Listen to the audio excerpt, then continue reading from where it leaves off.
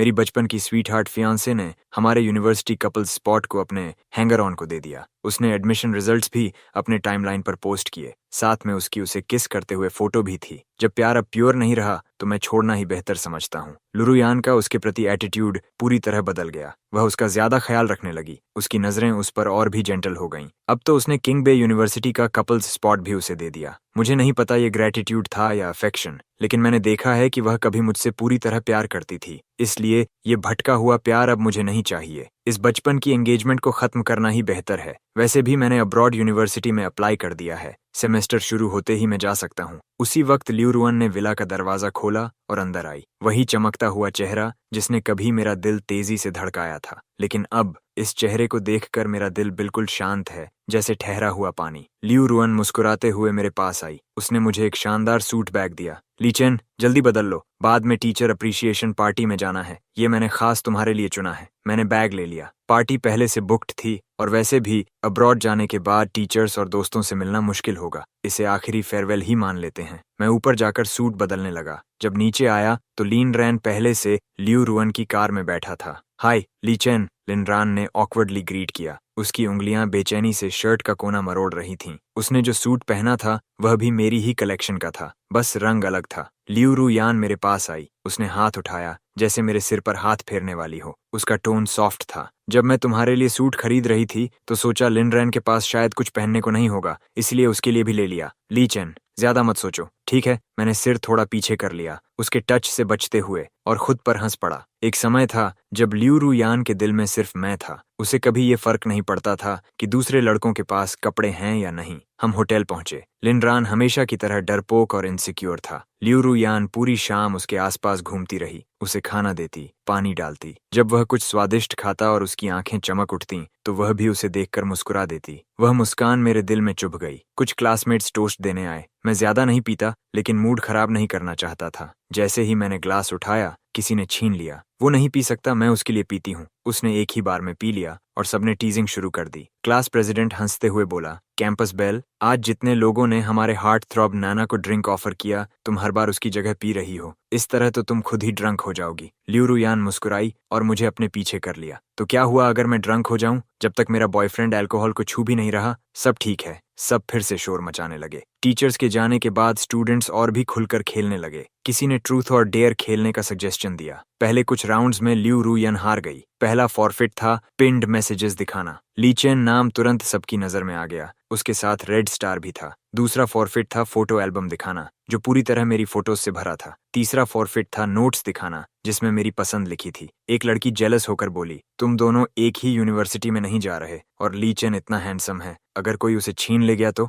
Liu रुयान confidently मुस्कुराई। कौन हिम्मत करेगा मेरे आदमी को छीनने की? वैसे भी मैंने एलचेन के लिए रजिस्टर कर दिया है। यूनिवर्सिटी किंग बे के पास ही है, मेरी नजर के नीचे, है ना? मेरे होंठों पर कड़वी मुस्कान आ गई। मेरी एप्लीकेशन तो पहले ही लिन रैन ने बदल कर दूर के वोकेशनल स्कूल में कर दी थी। मैंने कोने में बैठे लिन रैन को देखा। उसका चेहरा पीला था। अगले राउंड में लिन रैन हार गया। उसका फॉरफिट था अपने बाईं तरफ बैठी लड़की को किस करना। उसके बगल में एक गुस्सैल लड़की बैठी थी। लिन रैन का चेहरा सख्त हो गया। उसने धीरे से पूछा कि क्या वह फॉरफिट बदल सकता है, लेकिन सबने मना कर दिया। लिन रैन ने आंखें बंद की और कांपते हुए आगे झुका। जैसे ही वह किस करने वाला था, लियू रुयान अचानक खड़ी हो गई। उसने उस लड़की को हटाया और खुद लिन रैन को लिप्स पर किस कर लिया। कमरे में धीमी सी गास्प गूंजी। पूरा कमरा अचानक शांत हो गया। मुझे लगा जैसे मेरा दिल कसकर दबा दिया गया हो। इतना दर्द की सांस लेना मुश्किल हो गया। किस खत्म हुआ। लिन रैन का चेहरा पूरी तरह लाल था। लियू रुअन ने समझाया, मुझे अभी याद आया, ये सीट पहले मेरी थी। लिन रैन के बाईं तरफ बैठने वाली मैं ही होनी चाहिए थी। फॉरफिट खत्म।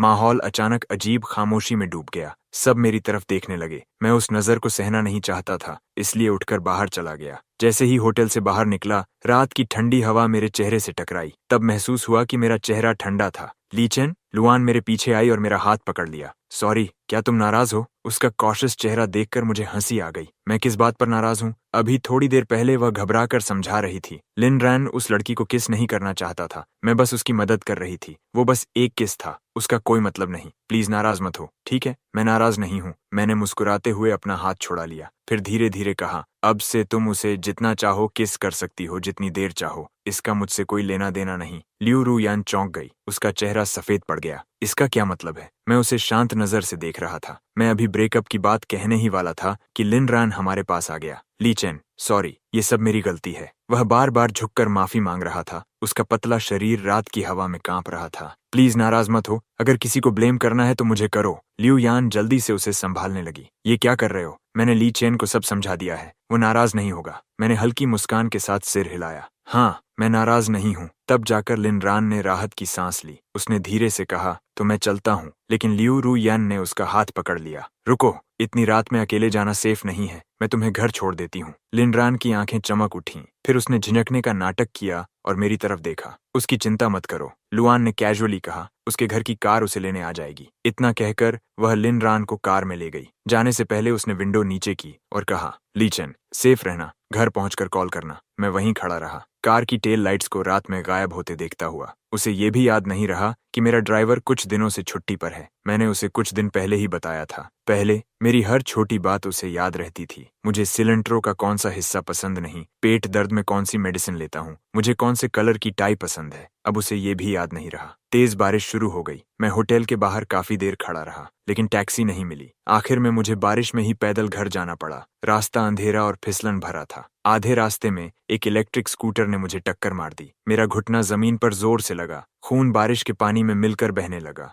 जिसने मुझे मारा वह बिना पीछे देखे भाग गया। मैं बस लंगड़ाते हुए आगे बढ़ता रहा। 3 घंटे बाद आखिरकार घर पहुंचा। दांत भींचकर मैंने खुद ही घाव साफ किया और बैंडेज लगाया। तभी फोन स्क्रीन जली। लियू रू यान का मैसेज था, घर पहुंच गए। मैंने रिप्लाई नहीं किया, फोन बंद कर दिया। नहाने के बाद गहरी नींद में सो गया। अगले दिन डोरबेल लगातार बजती रही। मैं थके हुए शरीर से दरवाजा खोलने गया। बाहर लियू रू यान खड़ी थी, चिंतित दिख रही थी। तुम आ गए? कल मेरे मैसेज का रिप्लाई क्यों नहीं किया? मैं मुड़कर अंदर चला गया। चोट लग गई थी, जल्दी सो गया, देखा नहीं। उसकी नजर मेरे पैर के घाव पर पड़ी और उसकी भौहें तुरंत सिकुड़ गईं। ये कैसे हुआ? ड्राइवर छुट्टी पर है, घर आते वक्त स्कूटर ने टक्कर मार दी। लियू रू यान कुछ पल के लिए जम गई। अब उसे याद आया कि मेरा ड्राइवर छुट्टी पर था। उसके चेहरे पर गिल्ट साफ दिख रहा था। ली चेन, तुमने मुझे कॉल क्यों नहीं किया? मैंने उसकी तरफ देखा। अगर मैं कॉल करता तो क्या तुम मुझे लेने आती? Of course. अगर उसी समय लिनरान के साथ कुछ होता तब भी क्या मैं तुम्हारी फर्स्ट चॉइस होता? लुआन एक पल के लिए रुकी, फिर भी सिर हिलाया। Of course. मैं हल्का सा मुस्कुराया, कुछ नहीं कहा। पहले जब वह ऑफ कोर्स कहती थी उसमें जरा भी हेजिटेशन नहीं होता था। तब उसकी नजरों में सिर्फ मैं था। अगर मैं हल्का सा भी उदास होता वह तुरंत समझ जाती।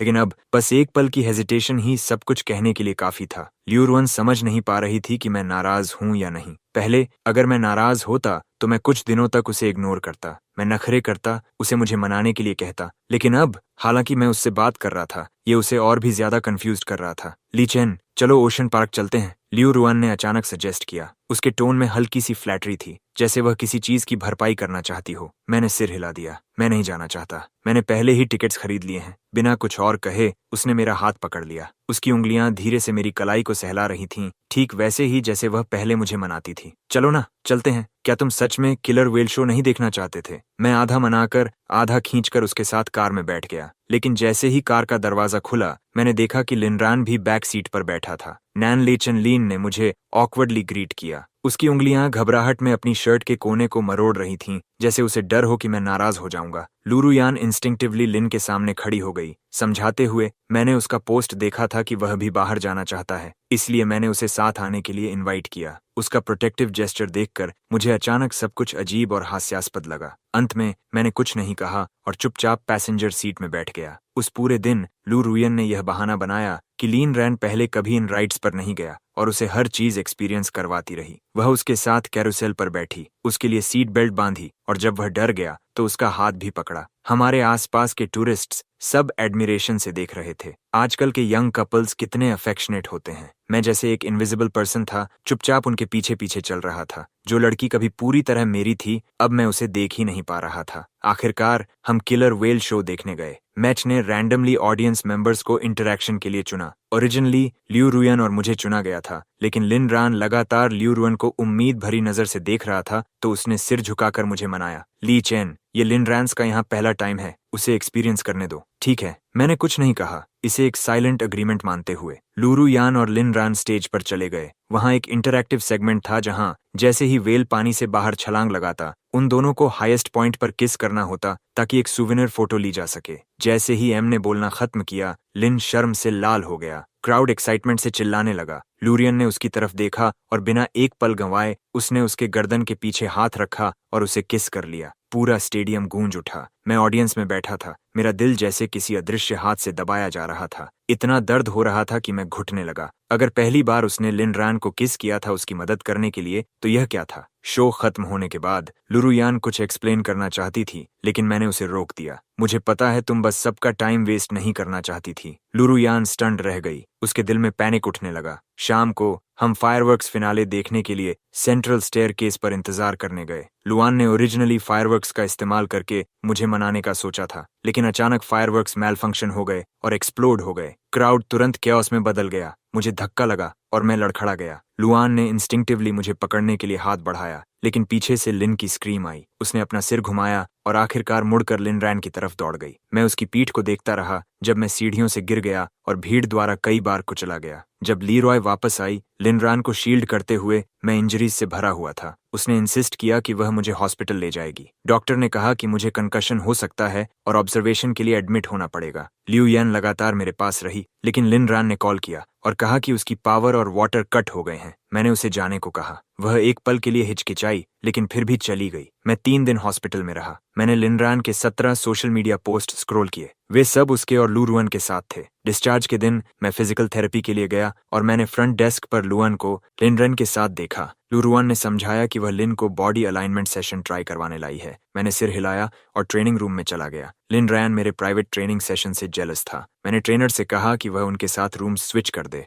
थेरेपी खत्म करने के बाद मैं सीधे घर चला गया। जैसे ही मैं घर पहुंचा, दरवाजा लू रुयान ने धक्का देकर खोल दिया। लू रुयान ने ठंडे अंदाज में मेरी कलाई पकड़ ली। तुमने लिन रैन को चोट क्यों पहुंचाई? मैं चौंक गया। ट्रेनर एक प्रोफेशनल है, वह जानबूझकर किसी को चोट नहीं पहुंचाएगा। लुआन ने व्यंग्य से हंसी। जिम तुम्हारे फैमिली का है, तुम्हारे एक शब्द से कोई भी उसके साथ छेड़छाड़ कर सकता है। मेरा दिल कस गया। उसकी नजरों में क्या मैं ऐसा इंसान था? लियूयन मुझे घसीटते हुए लिनरान्स के हॉस्पिटल रूम तक ले गई। लिनरान बैंडेजेस में लिपटा बिस्तर पर पड़ा था। लिरुयान ने मुझे अपोलोजाइज करने का आदेश दिया। मैंने अपनी कसकर पकड़ी हुई कलाई को देखा और मेरी नाक की पुल में पहले जैसा झंझनाहट हुई। जब मेरा एंकल बॉल खेलते समय मुड़ गया था, लियुआन इतनी दुखी हो जाती थी कि रो पड़ती थी। उसने कभी मेरे साथ ऐसा व्यवहार नहीं किया। मैंने कुछ गलत नहीं किया। मैं अपोलोजाइज नहीं करूंगा। मेरी आंखें लाल थीं। लिनरान ने जल्दी से बीच बचाव करने की कोशिश की। अगर नैन ली चेन अपोलोजाइज नहीं करना चाहता तो ठीक है, हॉस्पिटल में कुछ दिनों बाद सब ठीक हो जाएगा। इससे लियू यान और भी ज्यादा गुस्से में आ गई। लिन रैन को देखो और फिर खुद को देखो। तुम्हें कैसे दिल आया उसे बार बार बुली करने का?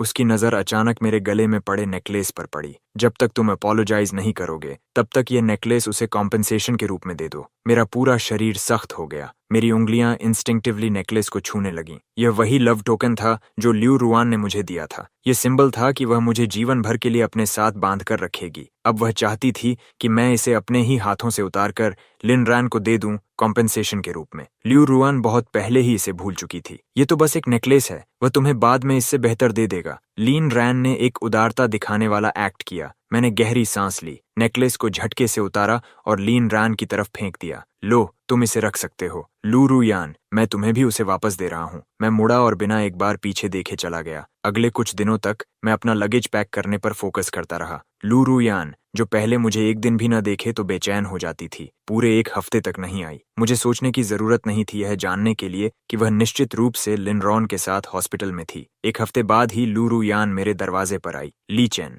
वह दरवाजे के बाहर खड़ी थी। उसके टोन में थोड़ी हेल्पलेसनेस थी। लिन देख रहा है कि हमारा रिलेशनशिप हाल ही में टेंस रहा है और वह बहुत गिल्टी महसूस कर रहा है। वह हमें एक मील पर ट्रीट करना चाहता है ताकि सब ठीक हो जाए। मैंने ऊपर नहीं देखा और अपने कपड़े फोल्ड करता रहा। मैं नहीं जाऊंगा। गलती तो तुम्हारी है, उसने आह भरते हुए कहा। ये कैसे हो गया कि मुझे तुम्हें ऐसे मनाना पड़ रहा है? मेरे हाथ रुक गए। मैंने उसकी तरफ देखा। मैंने क्या गलत किया? लुअन चुप हो गई। उसने तुरंत अपना टोन नरम कर लिया। ठीक है, मुझे माफ कर दो। ठीक है, अब उदास मत रहो। लिन रैन इन कुछ दिनों से खुद को दोष दे रहा है। आखिर में वह फिर भी मुझे खींचकर रेस्टोरेंट ले गई। लिन रैन पहले से वहां इंतजार कर रहा था। उसने चुपचाप मेन्यू मेरी तरफ बढ़ाया। लियू रुआन ने उसे ले लिया। उसकी लंबी पतली उंगलियां मेन्यू पर हल्के से टैप कर रही थीं और उसने आसानी से पूरे टेबल के लिए डिशेस ऑर्डर कर दिए। Spicy chicken, boiled fish with chilli sauce, mapo tofu, ये सभी डिशेस थीं जो लिन रैन को पसंद थीं। मैं चुपचाप उसे देखता रहा जब वह ऑर्डर कर रही थी। अचानक मुझे याद आया कि वह पहले हमेशा मेरी प्रेफरेंस पहले पूछती थी। उसे वो सभी फूड्स याद थे जो मैं नहीं खा सकता था। अब वह पूरी तरह भूल चुकी थी कि मुझे स्टमक प्रॉब्लम है और मैं स्पाइसी फूड नहीं खा सकता। डिशेस सर्व हो गईं। मैंने अपने चॉपस्टिक्स को नहीं छुआ। नानी चैन, तुम खा नहीं रहे हो? क्या तुम अभी भी मुझसे नाराज हो? लिन रान मुझे घूर रहा था। लियू रुयन ने भौहें सिकोड़ी। ली चैन, क्या हमने नहीं कहा था कि तुम अब नाराज नहीं रहोगे? मैं नाराज नहीं हूँ। मैंने अपने चॉपस्टिक्स नीचे रख दिए, लेकिन मुझे स्टमक प्रॉब्लम है। जब पूरा टेबल स्पाइसी फूड से भरा हुआ है तो मैं कैसे खाऊं? लू रुयान स्टन्ड रह गई। उसने टेबल को देखा जो चिली ऑयल से लाल था और फिर मेरी तरफ देखा। उसके एक्सप्रेशन अचानक जटिल हो गए। मुझे माफ करना, मैं भूल गई। जैसे ही वह वेटर को बुलाने के लिए जा रही थी ताकि और डिशेस ऑर्डर कर सके, अचानक सीलिंग का शैंडलियर गिर गया। एक तेज क्रैश के साथ लिन रान और मैं दोनों हिट हो गए। लाई चेनलू रुआन तुरंत मेरी तरफ दौड़ी, लेकिन लिन रान्स की चीख सुनाई दी। लू रुयान, बहुत दर्द हो रहा है। वह ठीक 1 सेकंड के लिए हिचकिचाई, बस वही 1 सेकंड, और मैंने उसे मुड़ते हुए देखा कि वह लिन रैन को उठाने के लिए उसकी तरफ जा रही है। स्टाफ ने उसे हॉस्पिटल ले जाने में मदद की। उसने पीछे मुड़कर नहीं देखा,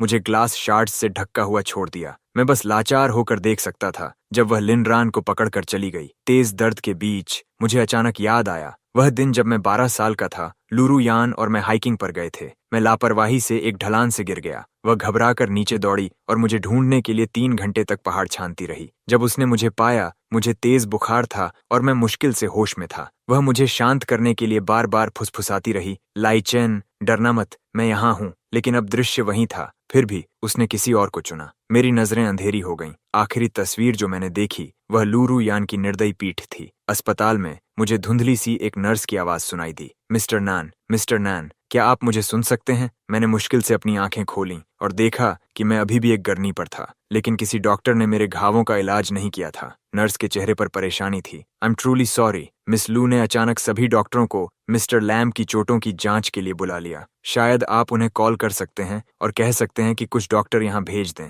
या फिर दूसरा विकल्प है कि आपको किसी और अस्पताल में ट्रांसफर किया जाए। मेरा दिल दर्द से भर गया और मैं कड़वी हंसी हंस पड़ा। ये अस्पताल ल्यू फैमिली की प्रॉपर्टी है। पहले अगर मुझे बस हल्का सा कोल्ड और फीवर भी होता तो ल्यू और हुयन घबराकर अस्पताल के सभी सबसे अच्छे डॉक्टरों को बुला लेते थे, लेकिन अब उसकी सारी चिंता किसी और के लिए है। मुझे पता था कि मेरी मौजूदा चोटों के साथ अस्पताल बदलना संभव नहीं था, इसलिए मैंने मुश्किल से उठकर अपने खून से सने हाथ से लियोन हुयन को कॉल किया। 1 बार, 2 बार, 3 बार, फिर भी किसी ने फोन नहीं उठाया। 10वीं कॉल पर मुझे अचानक याद आया कि मेरे बेस्ट फ्रेंड के अंकल एक सर्जन हैं। हेलो लैम्बैंग। मेरी आवाज इतनी कमजोर थी कि मैं मुश्किल से बोल पा रहा था। क्या आप अपने अंकल से कह सकते हैं कि वह लू फैमिली के अस्पताल में आकर मेरा ऑपरेशन करें? ये कहने के बाद मैं बेहोश हो गया। जब मैं फिर से जागा, ऑपरेशन खत्म हो चुका था। लुम्बांग मेरे बिस्तर के पास खड़ा था और भौहें चढ़ाए मुझे देख रहा था। तुम्हें क्या हो गया है? तुम लुनुयेन के फैमिली हॉस्पिटल में घायल हुए, फिर भी तुम्हें मुझे किसी को बुलाने के लिए कहना पड़ा कि वह तुम्हारा ऑपरेशन करे।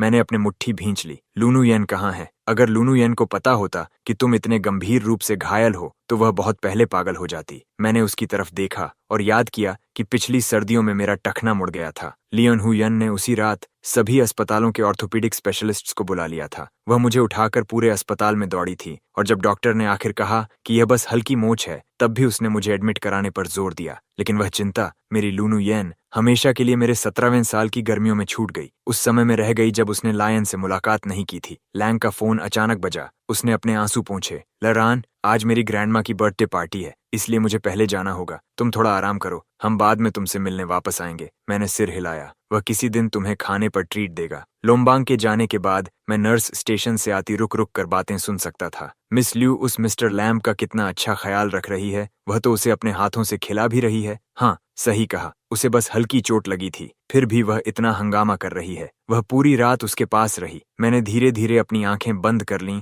और आंसू चुपचाप बहने लगे। अस्पताल में अपने दिनों के दौरान मैंने अपने पट्टियां खुद बदलीं, खाना अकेले खाया और खिड़की के बाहर उस साधारण पेड़ को अकेले खाली नजरों से देखता रहा। जिस दिन मुझे डिस्चार्ज मिला वही मेरा बर्थडे भी था। हालांकि मेरे पेरेंट्स बिजनेस ट्रिप पर थे, फिर भी उन्होंने किसी से एक थॉटफुल बर्थडे पार्टी अरेंज करवाई थी। मैं बेज सूट पहनकर दरवाजे पर खड़ा था जब मैंने दूर से ल्यून हुयेन को लोम हियन के साथ आते देखा। उसने लायन से कुछ कहा, उसे कोने में सोफे पर शांति से बैठने दिया और फिर मेरी तरफ चली आई। उसकी आंखें चमक रही थीं। तुम आज बहुत हैंडसम लग रहे हो। ऐसा कहते हुए उसने मेरा हाथ पकड़ने की कोशिश की। मैं उससे बचने के लिए पीछे हट गया। लियू यान एक पल के लिए ठिठक गई। क्या हुआ? क्या तुम अभी भी नाराज हो? उसने अपनी आवाज धीमी कर ली। तुम एक यंग मास्टर हो। जब तुम्हें चोट लगती है तो तुम्हारी देखभाल करने के लिए लोग होते हैं, लेकिन लायन अलग है। उसके पास सिर्फ मैं हूँ। मैं नाराज नहीं हूँ। मैंने उसे बीच में ही रोक दिया। लियू युयन ने राहत की सांस ली और अपने बैग से एक वेलवेट बॉक्स निकाला। मैंने तुम्हारे लिए एक गिफ्ट तैयार किया है। ये वही मॉडल है जो तुम्हें सबसे ज्यादा पसंद है। मैंने उसे देखा भी नहीं और लापरवाही से एक तरफ रख दिया। ल्यून हुयान का चेहरा तुरंत सख्त हो गया। आखिर तुम्हें इन दिनों क्या हो गया है? उसकी आवाज हल्की सी कांप रही थी। अगर तुम नाराज हो तो सीधे कहो। मेरे साथ ऐसा मत करो। इससे मुझे बहुत बुरा लगता है। उसके दर्द भरे चेहरे को देखकर मुझे अचानक हंसी आ गई। मैं उसके साथ ऐसा कर रहा हूँ और उसे पहले ही इतना बुरा लग रहा है। फिर अगर मैं उसे कह दूं कि मैं ब्रेकअप करना चाहता हूं तो क्या होगा? जैसे ही मैं बोलने वाला था, थोड़ी दूर से जोरदार क्रैश की आवाज गूंजी। उसके बाद मेहमानों की चीखें सुनाई दी। मैं वहां गया और सामने का दृश्य देखकर मेरी सांसें थम गईं। सावधानी से सजाया गया 3 टियर्ड गिफ्ट टावर गिर चुका था। महंगे गिफ्ट्स हर जगह बिखरे हुए थे। शैंपेन टावर टूटकर अनगिनत चमकते कांच के टुकड़ों में बिखर गया था। वाइन ने कारपेट पर दाग बना दिए थे। कस्टम मेड केक पूरी तरह टूट चुका था। आइसिंग हर तरफ फैल गई थी। लमियान उस मलबे के बीच खड़ा था, घबराकर अपनी शर्ट का किनारा मसल रहा था। मैंने जानबूझकर नहीं किया। मैंने बस सुना था कि अगर सबसे ऊपर गिफ्ट रखा जाए तो होस्ट की गुड फॉर्चून का हिस्सा मिल सकता है। मुझे उम्मीद नहीं थी कि मेरा बैलेंस बिगड़ जाएगा। मैंने अपने बर्थडे पार्टी को देखा जिसे मेरे पेरेंट्स ने मेहनत से तैयार किया था, एक पल में बर्बाद हो चुका था और मेरा सीना जोर से उठने लगा। मैं आगे बढ़ा। लायन, इससे पहले कि मैं बोलता, लियू युयन सीधे लोमियन के सामने खड़ी हो गई। लिटर, उस पर सख्त मत बनो। ये उसका इस तरह की पार्टी में पहला मौका है। उसे रूल्स नहीं पता। थोड़ा उदार बनो। पहला मौका? मैंने ठंडी हंसी हंसी। मेरी आवाज कांप रही थी। उसका पहली बार प्राइवेट ट्रेनिंग जाना, उसका पहली बार बर्थडे पार्टी में आना, उसका पहला किस। और कितनी पहली बार है। मैंने फर्श पर पड़े मलबे की ओर इशारा किया। ये बर्थडे पार्टी मेरे पेरेंट्स ने मेरे लिए तैयार की थी और अब सब बर्बाद हो गया। तुम चाहती हो कि मैं और कितना उदार बनूं? लैम बैंग अब और सह नहीं पाया। उसने ताना मारा। कुछ लोगों को इनोसेंट ग्रीन टी बॉय बनना बंद कर देना चाहिए। तुम 18 साल के हो। तुम्हें पता होना चाहिए कि क्या छू सकते हो और क्या नहीं। क्या तुम्हें यह भी नहीं पता तुम इतनी बड़ी गिफ्ट टावर से कैसे टकरा सकते हो? तुमने जरूर जानबूझकर किया है। लायन का चेहरा तुरंत पीला पड़ गया। उसकी आंखें लाल हो गईं और उसने सिर झुका लिया। लांगलुयेन ने झटके से कहा। उसकी नजरें अचानक ठंडी हो गईं। माफी मांगो। किस आधार पर? अगर तुम माफी नहीं मांगोगे तो मैं अपने पिता से कहकर तुम्हारी लैम फैमिली को ब्लैकलिस्ट करवा दूंगी। लैम फैमिली? मैंने सिर उठाया। अपने कानों पर विश्वास नहीं हुआ। वह लायन के लिए इतना आगे चली जाएगी? ल्यूयन, मेरी आवाज कांप रही थी। तुम हिम्मत करके लैंग को छूकर दिखाओ। मैंने भौहें सिकोड़ते हुए हर शब्द साफ साफ कहा। आज मेरा बर्थडे है और मैंने लोमनियन को यहाँ बुलाया ही नहीं था। लैंग ने कुछ भी गलत नहीं कहा। वह माफी नहीं मांगेगा। या तो लोमनायन माफी मांगे या फिर यहाँ से निकल जाए। ये देखकर कि मैं सच में गुस्से में हूँ, लियू युयन मुझे मनाने ही वाली थी कि लायन ने सिर झुकाया और भाग गया। लोमनियन! लियू युयन घबरा गई। मुझे पूरी तरह नजरअंदाज करते हुए उसके पीछे भागी। उसकी घबराहट में उसका घुटना पास की डेकोरेटिव शेल्फ से टकरा गया। क्रैश! पहले से ही बिखरा हुआ पार्टी रूम और ज्यादा अस्त व्यस्त हो गया। मैं वहीं जड़ हो गया। उनकी पीठ को देखता रहा जब एक दूसरे के पीछे भाग रहा था। मेरा दिल इतना दर्द कर रहा था कि सांस लेना मुश्किल हो गया। एक समय था जब मुझे बस हल्का सा भौहें सिकोड़नी होती थीं और लियू नुयेन घंटों तक परेशान रहती थी। अब मैंने सब कुछ इतना साफ कर दिया, फिर भी उसने एक बार भी पीछे मुड़कर नहीं देखा। लैम बैंग गुस्से में पैर पटका। क्या लियू येन पागल हो गई है? एक आउटसाइडर के लिए तुम्हारे साथ ऐसा व्यवहार कर रही है? मैंने सिर हिलाया और झुककर फर्श पर पड़े टूटे हुए फोटो फ्रेम्स उठाने लगा। वह पिछले साल लियू नु येन ने मुझे बर्थडे गिफ्ट के रूप में दिया था। उसके अंदर हमारे बचपन से लेकर बड़े होने तक की फोटोज थीं। अब कांच टूट चुका था और फोटोज आइसिंग से ढकी हुई थीं, बिल्कुल हमारे रिश्ते की तरह जो बहुत पहले ही अपनी इंटीग्रिटी खो चुका था। अगले कुछ दिनों में मैंने पूरी तरह लियू और हुयेन से संपर्क तोड़ दिया। मेरा फोन स्क्रीन बार बार जल उठता था। मैसेजेस लगातार आते रहते थे। लीटर, अब नाराज मत हो। मैंने तुम्हारे लिए गिफ्ट खरीदा है। मैंने मूवी टिकट्स भी ली हैं। क्या हम साथ में देखने चलें? मैंने उन सबको अनदेखा किया जब तक कि लियू नु यान खुद मुझसे मिलने नहीं आ गई। ली ट्रान, वह दरवाजे पर खड़ी थी। उसकी भौहें कसकर सिकुड़ी हुई थीं। इतनी सी बात पर तुम और कितने समय तक नाटक करते रहोगे? तुम्हें मनाने से काम नहीं चलता, माफी मांगने से भी नहीं। मैंने अपने हाथ में पकड़ी किताब बंद की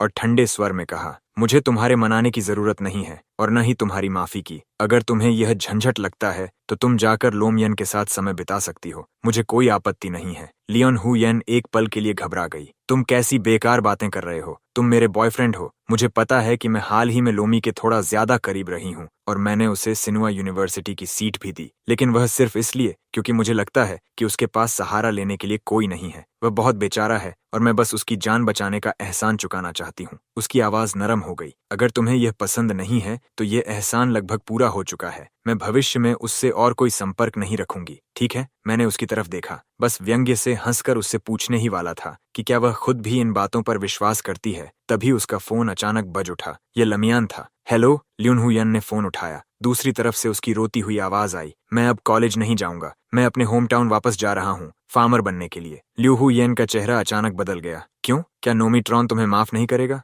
यह सब मेरी गलती है। अगर ऐसा है तो बेहतर है कि मैं ही रास्ते से हट जाऊं। मैं अब कभी तुम्हारे रिलेशनशिप के बीच नहीं आऊंगा। फोन रखने के बाद लू नू येन बेहद घबरा गई। बिना एक शब्द कहे उसने मुझे सीधे बाहर खींच लिया। लिटर, चलो उसे समझाते हैं। मेरा घाव अभी ठीक नहीं हुआ था, इसलिए मैं ठीक से विरोध नहीं कर सका और वह मुझे जबरदस्ती स्लम्स तक खींच लाई। दूर से हमने देखा कि लोमनियान को एक नशे में धुत मिडिल एज्ड आदमी कार में घसीट रहा था। तू छोटा बदमाश, तुझे पता है तेरे लिए क्या अच्छा है? वापस आकर खेती करना और मेरी शराब के पैसे कमाना। उस आदमी ने संतोष से उसके चेहरे पर थपथपाया। लियू नु यान आगे दौड़ी। उसे छोड़ दो, वह नहीं जाएगा। लामनियन का पिता अपनी कमाई के स्रोत को रोकते हुए देखकर उसने एक डंडा उठाया और गाली दी, दफा हो जाओ, मेरे बेटे के मामले में दखल देने की तुम्हारी औकात नहीं है। लूनू येन एक लाड़ प्यार में पली लड़की थी। यह पहली बार था जब उसने ऐसा कुछ देखा, इसलिए उसने तुरंत अपने बॉडीगार्ड्स को आगे भेजा, जबकि उसने लोमी का हाथ पकड़ लिया। मेरे साथ चलो। लेकिन लोमी ने छूटने की कोशिश की, मना करते हुए। नहीं, मैं अब वापस नहीं जा सकता। तुम और नोमीट्रान मेरी वजह से झगड़े। वह जितना समझदार बनने की कोशिश कर रहा था, लियोन हु यन उतनी ही टूटती जा रही थी और वह उसे हर हाल में ले जाने पर अड़ी थी। छोड़ दो, कोई भी मेरी कमाई के साधन को नहीं ले जाएगा। लैम का पिता पागल हो गया और अचानक चाकू निकालकर उनकी तरफ झपटा। इस अफरा तफरी में मुझे लायन ने जोर से धक्का दिया। धड़ाम, चाकू मांस में ढंस गया। मैंने लियोनु यिन की दिल चीर देने वाली चीख सुनी, लरॉन! जब मुझे होश आया तो सामने का दृश्य देखकर मैं चौंक गया। लियोनु येन सच में मेरे अस्पताल के बिस्तर के पास बैठी थी। उसकी आंखों के नीचे गहरे काले घेरे साफ दिखाई दे रहे थे। लीटर, तुम जाग गए? वह जल्दी से झुकी। उसकी आवाज असामान्य रूप से नरम थी। अब भी दर्द हो रहा है? तुम क्या खाना चाहते हो? मैं किसी से बनवा दूंगी, मैंने कमजोर आवाज में पूछा। लायन कहाँ है? लियोनु येन का चेहरा सख्त हो गया। उसे दोष मत दो, उसने तुम्हें जानबूझकर धक्का नहीं दिया था। उस समय बहुत अफरा तफरी थी, उसने जल्दी से समझाया। वह पिछले कुछ दिनों से बहुत गिल्टी महसूस कर रहा है। वह लगातार तुम्हारे लिए प्रार्थना कर रहा है। मैंने अपनी आंखें बंद कर लीं। मेरा दिल दर्द से मरोड़ खा रहा था। मैंने सिर्फ एक सवाल पूछा था। उसने उसकी रक्षा में अनगिनत बातें कह दी। क्या यही मतलब था उसका कि वह उससे अब और संपर्क नहीं रखेगी? ल्यू और हु यान ने हिचकते हुए मेरा हाथ पकड़ा। मैं थक गया हूँ। मैंने अपना हाथ खींच लिया और उसकी तरफ पीठ कर ली। अगले दिनों में लू येन हमेशा अस्पताल में रहकर मेरी देखभाल करती रही, जब तक कि जिस दिन मुझे डिस्चार्ज मिला वह मुझे घर ले जाने की योजना बना रही थी। लेकिन तभी उसे लायन का रोता हुआ फोन आया। लू येन हिचकिचाई और मेरी तरफ देखा। कोई मुझे बबल टी शॉप पर परेशान कर रहा है जहां मैं काम करता हूँ। आखिर में उसने फिर भी कहा, मैं अभी आती हूँ। मैंने उसे जल्दी में जाते हुए देखा और खुद पर हंस पड़ा। जिस रात मैं विदेश जाने वाला था, मैंने अपना सारा सामान पैक कर लिया था। लूनू येन अचानक मेरे घर आ गई। मेरा सूटकेस देखकर उसके होठों पर एक नरम मुस्कान आ गई। तुमने पैकिंग पूरी कर ली? मैं तुम्हारी मदद करने आने वाली थी, ताकि तुम्हारे जैसे भुलक्कड़ इंसान कुछ पीछे न छोड़ दे। उसने हाथ बढ़ाकर मेरे सिर पर थपथपाया।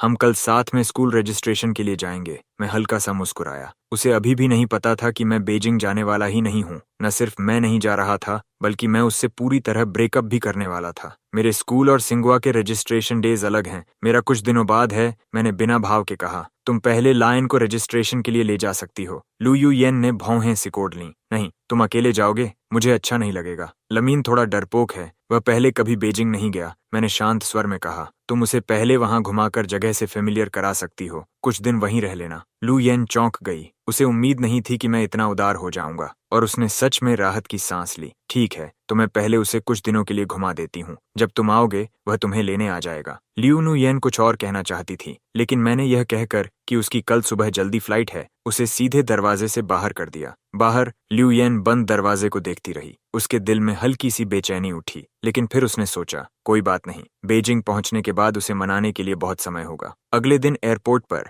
मैं अपना लगेज खींचते हुए इंटरनेशनल टर्मिनल की ओर जा रहा था। तभी दूर से मैंने ल्यूनहू यियान और लाम हियन को चेक इन काउंटर पर देखा। ल्यूनहू यियान अपना सिर थोड़ा ऊपर उठाकर लोमी यियान की टोपी ठीक कर रही थी। उसकी लंबी उंगलियां उसके बालों को हल्के से छू रही थीं। उसकी नजरें नरम थीं। लोमी उसे नीचे देखकर मुस्कुरा रहा था। उसकी आंखों में पूरा भरोसा था। मैं तुरंत एक पिलर के पीछे छिप गया। तभी लू यान ने अचानक भौहें सिकोड़ लीं और मेरी दिशा में देखने लगी। क्या हुआ? लमियन ने पूछा। मुझे लगा मैंने लिट्रन को देखा, उसने कहा और इस तरफ आने ही वाली थी। लमियन ने तुरंत उसका हाथ पकड़ लिया। नोमीट्रान ने नहीं कहा था कि वह कुछ दिनों बाद जाएगा? वह यहाँ कैसे हो सकता है? तुमने गलत देखा होगा, उसने मीठी आवाज में कहा। हम प्लेन में चढ़ने वाले हैं। मैंने पहले कभी उड़ान नहीं भरी। मैं तुम्हारे बिना नहीं कर सकता। लू येन एक पल के लिए झिझकी। मैं पिलर के पीछे से बाहर आया। लू येन की पीठ को देखता रहा जब वह लायन के साथ बोर्डिंग गेट की ओर चली गई और भीड़ में गायब हो गई। तभी मैंने अपना लगेज इंटरनेशनल डिपार्चर्स काउंटर की ओर खींचा। 2 प्लेन्स एक ही समय पर उड़े। एक बीजिंग की ओर गया, दूसरा समुद्र के उस पार, ठीक वैसे ही जैसे ल्यूनहू यान और मैं आखिरकार अलग रास्तों पर जा रहे थे। प्लेन एक विदेशी देश के एयरपोर्ट पर उतरा। मैंने अपने फोन से लियोनहू येन की आखिरी फोटो डिलीट कर दी। अब से मैं उस लड़की को पूरी तरह पीछे छोड़ रहा था जिसके साथ मैं 10 साल से जुड़ा हुआ था और एक नई जिंदगी की शुरुआत कर रहा था। लगेज लेने के बाद मैंने यूनिवर्सिटी जाने के लिए टैक्सी ली। खिड़की के बाहर के नज़ारे धीरे धीरे साफ होते गए जो पहले अजनबी लग रहे थे। मैं एकेडमी के गेट के सामने अपने सूटकेस के साथ खड़ा हुआ और गहरी सांस ली। यहाँ की ऑटम में मेरे होम टाउन की ओस्मांथस की खुशबू नहीं थी, लेकिन इसमें एक ताजगी थी जो किसी को नई शुरुआत करने के लिए प्रेरित करती थी। नए स्टूडेंट्स के लिए डिपार्टमेंट की वेलकम पार्टी स्कूल के पहले दिन की शाम को हुई। अपने सामान को व्यवस्थित करने के बाद मैंने एक सिंपल टी शर्ट पहनी, ऑडिटोरियम की आखिरी पंक्ति में बैठ गया और प्रोजेक्टर स्क्रीन पर चल रहे इंट्रोडक्टरी टेक्स्ट को देखता रहा। मेरी उंगलियां अनजाने में मेरी नोटबुक के कवर को छू रही थीं। अब कृपया प्रोफेसर ग्वांगची का स्वागत करने के लिए जोरदार तालियां बजाएं। तालियों के बीच एक महिला लाइट ग्रे सूट में स्टेज पर आई। उसकी लंबी कद काठी थी, आकर्षक चेहरा था और उसने नाक पर थिन रिम्ड ग्लासेस पहने थे। लेंसेज के पीछे उसकी आंखें नरम लेकिन ऊर्जा से भरी हुई थीं। मेरे पास बैठे स्टूडेंट्स धीरे धीरे फुसफुसाने लगे। मुझे पता चला कि प्रोफेसर गू चाइनीज थीं। उन्होंने ग्रेड्स स्किप किए थे, मास्टर्स से सीधे डॉक्टरेट किया था, 23 की उम्र में प्रोफेसर बन गई थीं और उन्हें जीनियस स्कॉलर कहा जाता था। गाई की साफ आवाज गूंजी, आप सभी का स्वागत है। प्रोफेसर के टाइटल से ज्यादा मैं आपके एकेडमिक जर्नी में एक साथी बनना चाहती हूँ। अब मेरा ध्यान पूरी तरह उस पर था और मैं ध्यान से उसकी बात सुनने लगा। पहले का तनाव भरा माहौल धीरे धीरे हल्का हो गया। स्पीच के बाद फ्री नेटवर्किंग सेशन हुआ। मैं अपने फाइल्स व्यवस्थित कर रहा था, तभी ग्वांगची मेरे पास आकर खड़ी हो गई। स्टूडेंट नोमीट्रान, मैंने तुम्हारा टॉपिक असाइनमेंट देखा है। इसमें बहुत ही नॉवल आइडियाज हैं। मैं तुरंत खड़ा हुआ और झुककर अभिवादन किया। हेलो प्रोफेसर गू। गी ने मुझसे हाथ मिलाया। उसकी नज़र मेरे असाइनमेंट के रिसर्च डायरेक्शन पर टिक गई। मेरा हाल का प्रोजेक्ट उसी कंटेंट से रिलेटेड है जो तुमने मेंशन किया है। शायद हम थोड़ी देर बात कर सकते हैं। हम दोनों ऑडिटोरियम के एक कोने में लगभग 1 घंटे तक आइडियाज डिस्कस और एक्सचेंज करते रहे। मैं इतना मग्न हो गया कि अपनी सारी नर्वसनेस भूल गया। जब अंधेरा होने लगा तब मुझे होश आया। आई एम सॉरी प्रोफेसर गू, आपका समय लेने के लिए। गाई मुस्कुराई और सिर हिलाया। मुझे तुम्हारे जैसे सीरियस स्टूडेंट से मिलकर बहुत खुशी हुई। इतना कहकर वह कॉफी शॉप की ओर बढ़ी। मैं कॉफी लेने जा रही हूँ, क्या तुम साथ आना चाहोगे? गाई ने मुझे एक लाटे दिया। जब तुम अभी अभी आए हो तो थोड़ा लॉस्ट महसूस होना स्वाभाविक है। अगले हफ्ते पास के शहर में एक इंटरनेशनल सेमिनार है, क्या तुम मेरी रिसर्च टीम के साथ जाना चाहोगे? फील्ड के कुछ सीनियर्स से मिलना तुम्हारे टॉपिक के लिए हेल्पफुल हो सकता है। मैंने उसकी सिंसियर नजरों को देखा और मेरे दिल में एक गर्माहट महसूस हुई। हाँ धन्यवाद प्रोफेसर गू। धीरे धीरे अंधेरा छा गया और हम दोनों साथ साथ ऑडिटोरियम से बाहर निकले। रात की हवा मेरे बालों को छू रही थी। मैंने ग्वांगची का प्रोफाइल देखा जब वह दूर क्लॉक टावर की ओर देख रही थी। स्ट्रीट लाइट के नीचे वह बहुत जेंटल लग रही थी। मैंने लियू न्यूयन के सभी कॉन्टैक्ट मेथड्स ब्लॉक कर दिए थे और डोमेस्टिक सोशल मीडिया की नोटिफिकेशंस भी बंद कर दी थीं। मैं अपनी कॉफी पकड़े ग्वांगची को सेमिनार की डिटेल्स बताते हुए सुन रहा था। मेरे दिल में एक अजीब सी शांति थी। लगा कि शायद इस फॉरेन लैंड में मैं धीरे धीरे बेहतर हो सकता हूँ। ग्वांगची की रिसर्च टीम में शामिल होने के बाद मेरी जिंदगी एक्सपेरिमेंट्स और बुक्स से भर गई। लेबोरेटरी वह जगह बन गई जहां मैं सबसे ज्यादा रहता था। कभी कभी मैं देर रात तक व्यस्त रहता और गुआंगची अक्सर मेरे साथ रुकती थी। एक बार जब मैं डिजिटल मॉडल कैलिब्रेट कर रहा था, मेरा एल्बो गलती से कॉफी का कप गिरा बैठा। गहरे भूरे रंग का लिक्विड फैल गया और उस हैंड ड्रॉन ब्लूप्रिंट पर गिर गया जिसे मैंने 3 रात जागकर पूरा किया था। मैंने निराशा में आवाज निकाली और जल्दी जल्दी उसे साफ करने की कोशिश की, लेकिन इससे दाग और फैल गया। मेरी आवाज कांप गई। जल्दी मत करो। गाय ने मेरी कलाई पकड़ी। वह स्टेन्ड ड्राइंग को नहीं देख रही थी बल्कि मेरा हाथ ऊपर उठा रही थी। तुम ब्लीडिंग कर रहे हो, मुझे इसे ठीक करने दो। उसने मेरा घाव साफ किया और दवा लगाई। इससे पहले कि मैं कुछ कह पाता, वह पहले ही मुड़ चुकी थी और एक नई ड्राइंग पेपर निकाल चुकी थी। मैंने इलेक्ट्रॉनिक वर्जन कल रात ही बैकअप कर लिया था, बस एक और कॉपी प्रिंट करनी है। उसने वेट वाइप निकाल कर मेरे हाथ साफ किए। मैं स्तब्ध रह गया। मैंने ऊपर देखा और उसकी नजरों से नजर मिली। वह थोड़ा करीब झुकी। उसके बालों से हल्की परफ्यूम की खुशबू आ रही थी जो लेबोरेटरी की खास स्मेल के साथ मिलकर मुझे सुकून दे रही थी। मुझे करने दो। गी ने स्वाभाविक रूप से मेरे हाथ से पेन ले लिया। वह झुककर मेरे पास बैठ गई। जब वह इलेक्ट्रॉनिक फाइल ढूंढ रही थी, हमारे कंधे कभी कभी एक दूसरे से छू जाते थे। उसकी गर्म सांस मेरे कान को हल्के से छू रही थी। मेरे हाथ में पकड़ा वेट वाइप कस गया। मेरे कानों के सिरे गर्म हो गए। मेरे दिल में एक हल्की गर्माहट फैल गई। कुछ दिनों बाद वीकेंड पर गुआंगची ने मुझे मैसेज भेजा। सिटी सेंट्रल आर्ट म्यूजियम में मेडिवल आर्किटेक्चर पर एक स्पेशल एग्जीबिशन है। वहाँ कुछ म्यूरल मैन्युस्क्रिप्ट्स हैं। ये तुम्हारे रिसर्च को इंस्पायर कर सकता है। क्या तुम मेरे साथ चलना चाहोगे? मैंने लगभग तुरंत रिप्लाई किया, यस। एग्जीबिशन हॉल की लाइटिंग बहुत सॉफ्ट थी। पेंटिंग्स दीवारों पर फैली हुई थीं। मैं एक पेंटिंग के सामने रुक गया। उस पेंटिंग में आर्च्ड विंडो का स्टेन्ड ग्लास बिल्कुल साफ दिखाई दे रहा था। पत्थरों की दरारों में उगी बेलें बेहद जीवंत लग रही थीं। मैं उसमें खो गया। मेरी उंगली अनजाने में पेंटिंग के आर्किटेक्चरल कर्व्स को ट्रेस करने लगी। तुम्हें यह पसंद है? गुआंगची की आवाज मेरे पीछे से आई। मैंने मुड़कर देखा। वह एग्जीबिशन गाइड पकड़े मुझे मुस्कुराकर देख रही थी। मुझे लगा था कि तुम्हें ऐसी चीजों में दिलचस्पी होगी। इन म्यूरल्स में तुम्हारे पहले रिसर्च टॉपिक से काफी समानता है। वह सच में उन रिसर्च डिटेल्स को याद रखती थी जिन्हें मैंने बस यूं ही कैजुअली मेंशन किया था। मेरा दिल हल्का सा धड़क उठा। हैरान होकर मैंने ऊपर देखा और उसकी मुस्कुराती आंखों से नजर मिली। मेरा दिल अनजाने में एक पल के लिए रुक गया। मैंने जल्दी से अपनी नजरें हटा लीं, जैसे कि मैं फ्रेम पर लिखे कैप्शन को पढ़ रहा हूं, लेकिन मेरे कानों के सिरे पहले ही लाल हो चुके थे। जब मैं लू रूयन के साथ था, उसका प्यार जुनूनी और दिखावटी था, जैसे गर्मियों की तेज धूप। लेकिन गाय की नरमी बसंत की बारिश जैसी थी, जो चुपचाप मेरे दिल में उतर रही थी। इधर देखो। गाय ने पेंटिंग की ओर इशारा किया। ये लोड बेयरिंग स्ट्रक्चर और वह hidden layer of Ying county wooden pagoda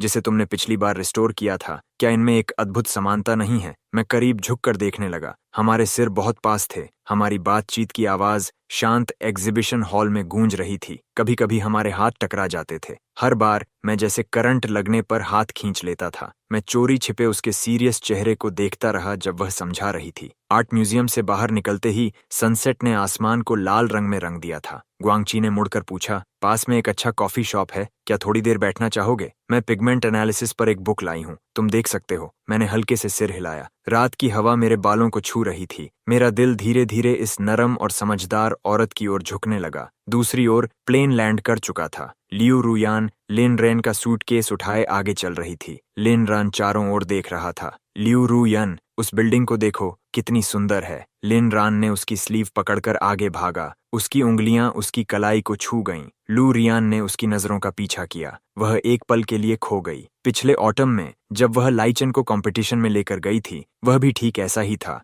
ginkgo tree के नीचे खड़ा होकर तारीफ कर रहा था। वह तो अपने पंजों पर खड़े होकर उससे मिनरल वाटर की बोतल मांगता था। जब धूप तेज होती तो वह खुद आगे बढ़कर उसे छाया देता, जबकि वह अपना फोन देखती रहती। उसका चैट विंडो अभी भी उसी मैसेज पर था जो उसने प्लेन में चढ़ने से पहले एल चेन को भेजा था। तुम कब आने वाले हो? जब स्कूल शुरू हो तो मुझे बता देना, मैं तुम्हें एयरपोर्ट से लेने आऊंगी। पहले डॉर्म में चलकर तुम्हारा सामान रख देंगे। वह अपने ख्यालों से बाहर आई। उसने मुस्कुराकर लिनरान से कहा, जबकि वह उसका बिस्तर ठीक कर रही थी। लिन पास की कुर्सी पर बैठकर लियू रूयान को देख रहा था। तुम मेरे साथ इतनी अच्छी हो, काश तुम हमेशा मेरे साथ ऐसी ही रहो। लियू रूयान ने जवाब नहीं दिया। उसने तह किया हुआ कंबल बिस्तर के किनारे रख दिया। शाम को कैंपस में घूमते हुए लिन रैन ने अचानक उसका हाथ पकड़ लिया। रूयन, आज रात नए स्टूडेंट्स के लिए बॉनफायर पार्टी है। मैं अकेले जाने में शर्माता हूँ, क्या तुम मेरे साथ चलोगी? लायन ने उसे आश्वस्त करने वाली मुस्कान दी। जैसे ही उसने बात खत्म की, उसका फोन वाइब्रेट हुआ। यह सोचकर कि शायद मैं हूँ, उसने तुरंत फोन निकाला,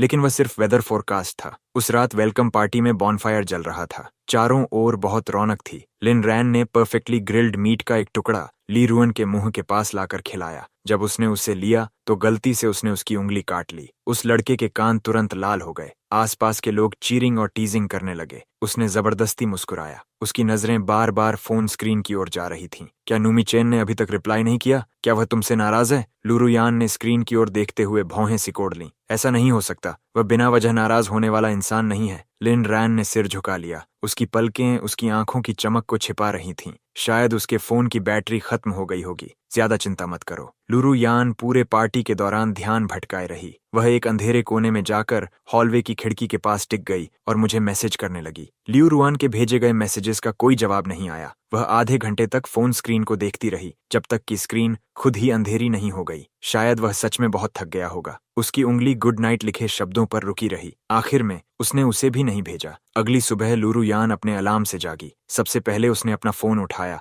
अभी भी कोई नया मैसेज नहीं था। तीसरे दिन, चौथे दिन, एक हफ्ते बाद भी कोई खबर नहीं। वह अब और सह नहीं पाई और पता लगाने चली गई। जिस यूनिवर्सिटी में मैंने अप्लाई किया था वह सिंह हुआ के ठीक बगल में थी। रजिस्ट्रेशन ऑफिसर ने लिस्ट को काफी देर तक सर्च करने के बाद सिर हिलाया। नामी चेन, यहाँ ऐसा कोई नाम नहीं है। इस स्टूडेंट ने हमारे स्कूल में अप्लाई ही नहीं किया। ल्यूरुअन का दिल जैसे गहरे अंधेरे में डूब गया। उसने मुझे खुद एप्लीकेशन भरते देखा था। हमने पहले ही तय कर लिया था कि हम साथ रहेंगे। अगर उसने स्कूल में अप्लाई नहीं किया तो और कहाँ किया होगा। एक बुरा अंदेशा उसके मन में उठा। उसने तुरंत मेरा नंबर डायल किया। दूसरी तरफ से एक मैकेनिकल फीमेल वॉइस बार बार कह रही थी, the number you have dialled is currently switched off. ये कैसे हो सकता है? फोन काटने के बाद लू रुयन के हाथ कांपने लगे। लू रुआन, क्या हुआ? लिनरान पता नहीं कब उसके पीछे आकर खड़ा हो गया था। उसके हाथ में 2 बॉटल्स मिल्क थीं। नोमी चेन ने अपना एप्लीकेशन बदल दिया और मैं उससे कांटेक्ट नहीं कर पा रही हूँ। उसकी आवाज भर्रा गई। लिनरन का चेहरा थोड़ा बदला, लेकिन उसने जल्दी खुद को संभाल लिया। उसने मिल्क बॉटल खोली और उसे पकड़ा दी। उसकी उंगलियां जानबूझकर या अनजाने में उसके हाथ से छू गईं। जल्दीबाजी मत करो, थोड़ा इंतजार करते हैं, या मैं तुम्हारे साथ एयरपोर्ट चलकर पूछ सकता हूँ। लियू रुयान ने मिल्क की बॉटल ले ली, लेकिन पी नहीं। वह बस अपने फोन स्क्रीन को खाली नजरों से देखती रही। अगले 2 दिनों तक उसने अपना फोन हाथ से लगभग छोड़ा ही नहीं। उसने अपने सभी दोस्तों से मेरे बारे में पूछा। उसने बुलेटिन बोर्ड पर मिसिंग पर्सन नोटिस भी लगा दिया। कमेंट सैकड़ों में थे, लेकिन किसी को नहीं पता था कि मैं किस स्कूल गया हूँ। लिन रान हर दिन उसके पीछे पीछे चलता, उसके लिए खाना खरीदता। जब वह उदास होती तो वह चुपचाप उसके पास बैठा रहता। तीसरे दिन की शाम को लियू रुअन लाइब्रेरी के एंट्रेंस की सीढ़ियों पर बैठी थी। लिन रान ने कहा कि वह पानी लेने जा रहा है और अपना फोन उसके पास स्टोन बेंच पर छोड़ गया। अचानक स्क्रीन जल उठी। एक वीचैट चैट मैसेज प्रीव्यू दिखा। यह लिन रान के बेस्ट फ्रेंड का मैसेज था। तो वह नामी चेंग वाला लड़का सच में नहीं आ रहा। तुम्हारे तरीके काफी अच्छे हैं। नीचे लिन रान का कल रात का रिप्लाई था। वह बेवकूफ कभी नहीं आ पाएगा। अब लुरु यान की नजर सिर्फ मुझ पर है। ऑटम की हवा सूखे पत्तों को उसके पैरों के पास उड़ा रही थी। लिरुयान के हाथ में पकड़ा फोन जोर से कांपने लगा। उसने चैट विंडो खोली, ऊपर स्क्रॉल करके सब पढ़ा।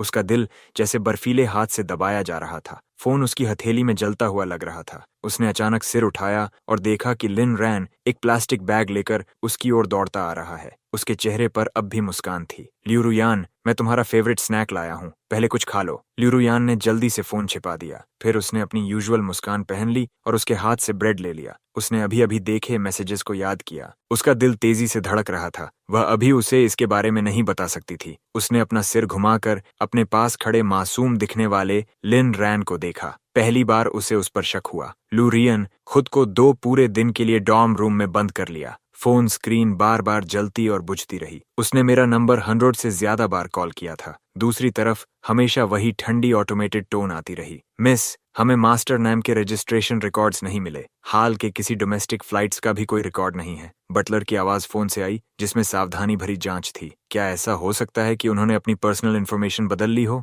लू रुयन की उंगलियां फोन को कसकर पकड़ते हुए सफेद पड़ गईं। उसकी उंगलियां बार बार मेरे वीचैट प्रोफाइल पिक्चर को छू रही थीं। उसकी आईलैशेस कांप रही थीं। उसने कांपती आवाज में कहा, मुझे ढूंढते रहो। उसने फोन काट दिया। वह कुर्सी पर ढह गई। उसकी नजर डेस्क के कोने में रखी टेक्स्ट बुक पर पड़ी। फ्रेशमैन वेलकम पार्टी का शोर दरवाजे के पार से अंदर आ रहा था। नीचे कोई लव सॉन्ग गा रहा था, लेकिन वह सारी रौनक जैसे धुंध की एक परत से अलग हो गई थी, धुंधली और दूर। वह एक भी शब्द नहीं पढ़ पा रही थी। अगली सुबह जल्दी दरवाजे पर जोर जोर से नॉकिंग की आवाज ने उसे जगा दिया। लिन रैन दरवाजे पर खड़ा था, हाथ में ब्रेकफास्ट लिए हुए। उसकी आंखों के नीचे हल्के काले घेरे थे। तुम कई दिनों से क्लास में नहीं आई हो। एकेडमिक एडवाइजर तुम्हारे बारे में पूछने आए थे। क्या तुम ठीक नहीं हो? लू रुअन ने कुछ नहीं कहा, बस साइड में हटकर उसे अंदर आने दिया। लिन रैन ने ब्रेकफास्ट टेबल पर रख दिया। जैसे ही वह पानी डालने के लिए मुड़ा, उसकी पॉकेट में रखा पुराना फोन फिसलकर कारपेट पर धड़ाम से गिर गया। ये वही कीबोर्ड फोन था जो वह स्कूल ट्रांसफर से पहले इस्तेमाल करता था।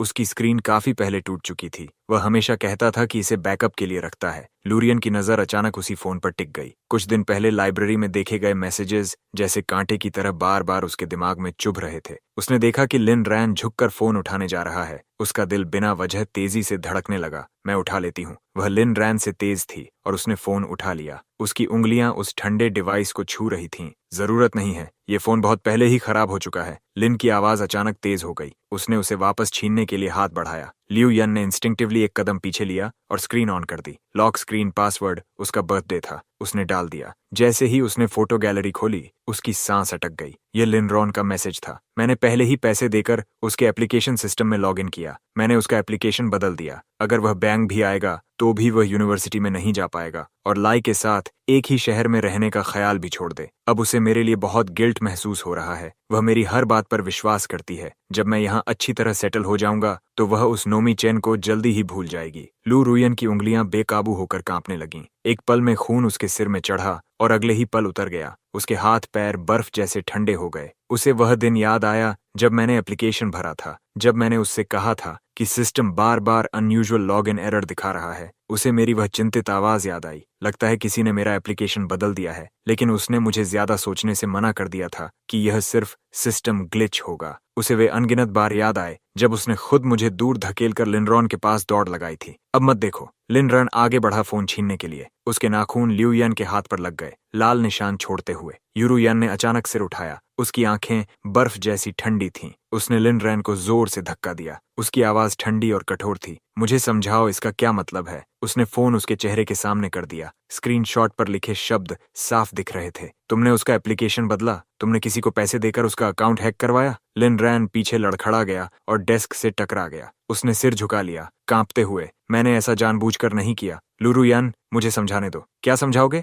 यह कि तुमने उसकी जिंदगी बर्बाद कर दी, या यह कि तुमने मेरे सामने खुद को बेचारा दिखाने का नाटक किया? लूरू यान की आवाज गुस्से से कांप रही थी। मैं बस तुम्हें खोने से डर गया था। नामी चेन के पास सब कुछ है। उसके पास अमीर परिवार है, तुम्हारा प्यार है, लेकिन मेरे पास सिर्फ तुम हो। अगर मैं ऐसा नहीं करता तो तुम मुझे कभी नोटिस ही नहीं करती। लिन रैन उसे गले लगाने के लिए आगे बढ़ा। उसने घृणा से उसे धक्का दे दिया। तो तुमने ऐसे घटिया तरीके अपनाए? लिन रैन, तुमने कभी मेरी जान बचाई थी। मैं तुम्हारी आभारी हूँ, लेकिन इसका मतलब ये नहीं कि तुम्हें नामी चेन को नुकसान पहुंचाने का हक है। मुझे बताओ, तुमने उसका एप्लीकेशन किस में बदल दिया? मुझे याद नहीं, मुझे नहीं पता। उस समय मैंने बस किसी वोकेशनल कॉलेज का नाम डाल दिया था। Vocational college? लू रुयन को लगा जैसे उस पर बिजली गिर गई हो। उसने उसे जोर से धक्का दिया। बाहर निकलो। लिन रैन रोता रहा और बहाने बनाता रहा। लू रुआन ने अपना कोट उठाया, मुड़ी और बाहर निकल गई। दरवाजा इतनी जोर से बंद हुआ कि दीवारें हिल गईं। हॉलवे की मोशन सेंसर लाइट जल उठी। हल्की पीली रोशनी में उसकी आंखों की लाल नसें साफ दिख रही थीं।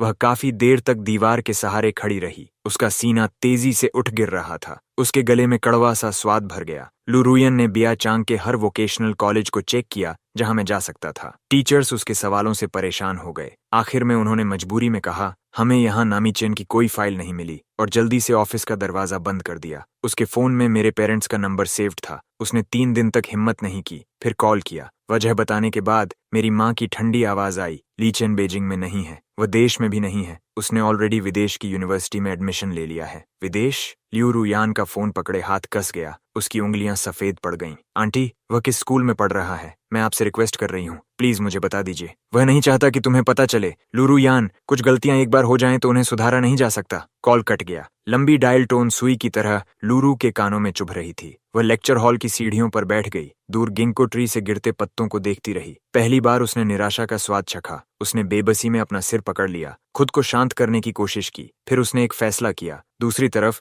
लिन रैन पूरी तरह पैनिक में था। पहले वह लूरू यन की फेवरेटिज्म का आनंद लेता था, अब उसकी नफरत का सामना करते हुए वह डर गया था। वह बार बार लुआन को ढूंढने गया, लेकिन हर बार उसे नजरअंदाज किया गया। उसे पता चला कि मैं वोकेशनल कॉलेज में नहीं बल्कि विदेश पढ़ने गया हूँ। लेकिन जब उसने लूरू यान के डेस्क पर विदेश जाने का प्लेन टिकट देखा तो वह पूरी तरह टूट गया। डॉर्मेट्री के नीचे लिन रैन ने लूरू यान का रास्ता रोक लिया, जो डिपार्टमेंट ऑफिस में लीव लेने जा रही थी। क्या तुम सच में उसे ढूंढने जा रही हो? फिर मेरा क्या? हमारे बीच कभी कोई रिलेशनशिप था ही नहीं, लियू रु यान ने उसे काटते हुए कहा। उसकी आवाज एक अजनबी की तरह ठंडी थी। लिन रान का चेहरा पीला पड़ गया। उसने अचानक अपना सीना पकड़ लिया और लड़खड़ाते हुए गिर पड़ा। पहले अगर ऐसा होता तो लू रुएन तुरंत उसे पकड़ लेती, घबराकर उसका नाम पुकारती, लेकिन अब उसने बस भौहें सिकोड़ लीं और आधा कदम पीछे हट गई। उसे जमीन पर गिरते हुए देखती रही। उसने उसे उठाने की भी कोशिश नहीं की। लिन रैन, नाटक करना बंद करो। मैं तुम्हारी इन छोटी चालों से तंग आ चुकी हूँ। उसने ऊपर से उसे देखा। उसकी आवाज में जरा भी गर्माहट नहीं थी। लिन रैन जमीन पर पड़ा था। उसका रोना रुक गया। उसने कभी नहीं सोचा था कि लू यन इतनी निर्दयी हो जाएगी। उसका दिल जैसे कोई निकाल कर ले गया हो। इतना दर्द हो रहा था कि सांस लेना मुश्किल था। नामीचेन अब तुम्हें नहीं चाहता, फिर भी तुम उससे क्यों चिपकी हुई हो? लिन रान उस पर चिल्लाया। उसकी आवाज तीखी थी। लिरू यन की आंखें गुस्से से लाल हो गईं। उसने उसे घूर कर देखा। एक और शब्द बोलो तो क्या होगा अगर बोलूं? तुम मुझसे बेहतर जानती हो। जिस पल तुमने सिंघहुआ में अपनी जगह मुझे दी थी, उसी पल तय हो गया था कि तुम नामीचेन को हमेशा के लिए खो दोगी। थप्पड़! एक तेज आवाज के साथ उसकी बात बीच में ही कट गई। लिन का चेहरा एक तरफ झुक गया। उसका गाल जलने लगा। उसने अविश्वास से सामने खड़ी लड़की को देखा। लियू रुयन का हाथ अभी भी हवा में उठा हुआ था। उसकी आंखों की आग जैसे उसे जला देगी। उसकी आवाज गुस्से से भरी थी। लिन रैन, तुम होते कौन हो जो मेरे और उसके रिलेशनशिप पर टिप्पणी करो? लिन रैन उसकी आंखों की तीव्रता से डर गया। उसके होंठ कांपने लगे। वह कुछ बोल नहीं पाया। इसे ले जाओ, इस पर नजर रखो, इसे इधर उधर भागने मत देना। लियू रोन ने बिना उसे देखे बॉडीगार्ड्स को आदेश दिया। बॉडीगार्ड्स आगे बढ़े और लिन रैन को जमीन से उठाकर पकड़ लिया। वह होश में आया और चिल्लाने लगा, लुआन, तुम मेरे साथ ऐसा नहीं कर सकती। मैंने यह सब तुम्हारे लिए किया। लू रुयन की परछाई दूर होती गई और आखिर कॉरिडोर के अंत में गायब हो गई। उसने गहरी सांस ली। उसने मुड़कर मेरी फोटो देखी। उसकी आंखों का गुस्सा गायब हो गया। सिर्फ थकान और पछतावा रह गया। उसने फोन निकाला और सिंघवा के एकेडमिक एडवाइजर को मैसेज भेजा। लिन रैन और मैं एकेडमिक रिसर्च प्रोजेक्ट के लिए बाहर जा रहे हैं। ड्यूरेशन तय नहीं है। कृपया मेरी तरफ से रिपोर्ट कर दें। मैसेज सेंड होने का नोटिफिकेशन आ गया। लू रुयान ने बंद दरवाजे की ओर देखा। उसकी नजर दृढ़ थी। लीचेन, मुझे माफ कर दो। इस बार मैं तुम्हें जरूर वापस पाऊंगी। तेज बारिश होने लगी। मैं लैब के अंदर कंप्यूटर स्क्रीन पर डेटा मॉडल देख रहा था। मैं ओवरटाइम काम कर रहा था। समय का पता ही नहीं चला। मैंने ऊपर देखा तो खिड़की पर बड़े बड़े बूंदें गिर रही थीं, टप टप की आवाज कर रही थीं। मैंने अपना सामान पैक किया। जब मैं लैब के दरवाजे तक पहुंचा तो बाहर की बारिश देखकर उदास हो गया। सुबह जब मैं घर से निकला था तब आसमान साफ था। कौन सोच सकता था कि मौसम इतनी अचानक बदल जाएगा। मैं अम्ब्रेला भी नहीं लाया था। मैं सोच ही रहा था कि बारिश में दौड़कर सबवे स्टेशन जाऊं या नहीं, तभी पीछे से एक जानी पहचानी फुटस्टेप्स की आवाज आई। मैं मुड़ा और देखा कि गुई एक बड़ा ब्लैक अम्ब्रेला पकड़े हॉलवे के अंत में खड़ी थी। उसकी पैंट के कफ्स पर कीचड़ के छींटे लगे थे। उसके ग्लासेस पर हल्की सी मिस्ट जमी थी। प्रोफेसर गु, क्या आप पहले नहीं चली गई थीं? मैं थोड़ा हैरान था क्योंकि करीब 5 PM पर मैंने उसे लैपटॉप बैग लेकर लैब से जाते देखा था। क्वांगची ने अपने चेहरे से बारिश का पानी पोंछा। उसकी नजर मेरे हाथ में पकड़े फोल्डर पर पड़ी। फिर वह मुस्कुराई। मैं स्कूल गेट से अभी निकली ही थी कि बारिश शुरू हो गई। मुझे लगा तुम्हारे पास अम्ब्रेला नहीं होगा, इसलिए मैं वापस आ गई। उसने अम्ब्रेला मेरी ओर बढ़ाया। मैं तुम्हारे डॉर्मेटोरी के पास ही रहती हूँ। मैं तुम्हें छोड़ देती हूँ। मैंने उसके भीगे हुए बालों को देखा। मेरे अंदर एक गर्माहट सी उठी। मैंने सिर हिलाया। फिर आपको परेशान करना पड़ेगा। हम दोनों साथ साथ बारिश में चलने लगे। अम्ब्रेला बड़ा था, लेकिन बारिश बहुत तेज थी। भीगने से बचने के लिए दूरी थोड़ी कम करनी पड़ी। मुझे उसका कंधा कभी कभी अपने कंधे से छूता हुआ महसूस हो रहा था। कपड़ों की पतली परत के पार एक हल्की गर्माहट महसूस हो रही थी। मैंने थोड़ा सिर झुकाया। उसकी स्टेडी ब्रीदिंग बारिश की आवाज के साथ मिलकर एक अजीब सी शांति दे रही थी। मेरा दिल अचानक तेज धड़कने लगा। मैंने जल्दी से नजरें हटा लीं, जैसे सड़क किनारे की झाड़ियों को देख रहा हूँ जिन पर बारिश गिर रही थी। मेरी नाक के पास उसकी परफ्यूम की हल्की खुशबू बनी हुई थी। वह बारिश के बाद की ताजगी के साथ मिलकर एक सुकून दे रही थी। जब हम कोने के फ्लावर शॉप के पास पहुंचे, ग्वांगची अचानक रुक गई। 1 मिनट रुको, उसने कहा, अम्ब्रेला मेरी ओर झुकाते हुए। फिर वह मुड़ी और पास की फ्लावर शॉप में दौड़ गई। मैं वहीं खड़ा रह गया, उसे उस वार्म येलो लाइट में गायब होते हुए देखता रहा। थोड़ी देर बाद वह वापस आई। उसके हाथ में सफेद रोजेस का एक छोटा बुके था। पंखुड़ियों पर पानी की बूंदें चमक रही थीं।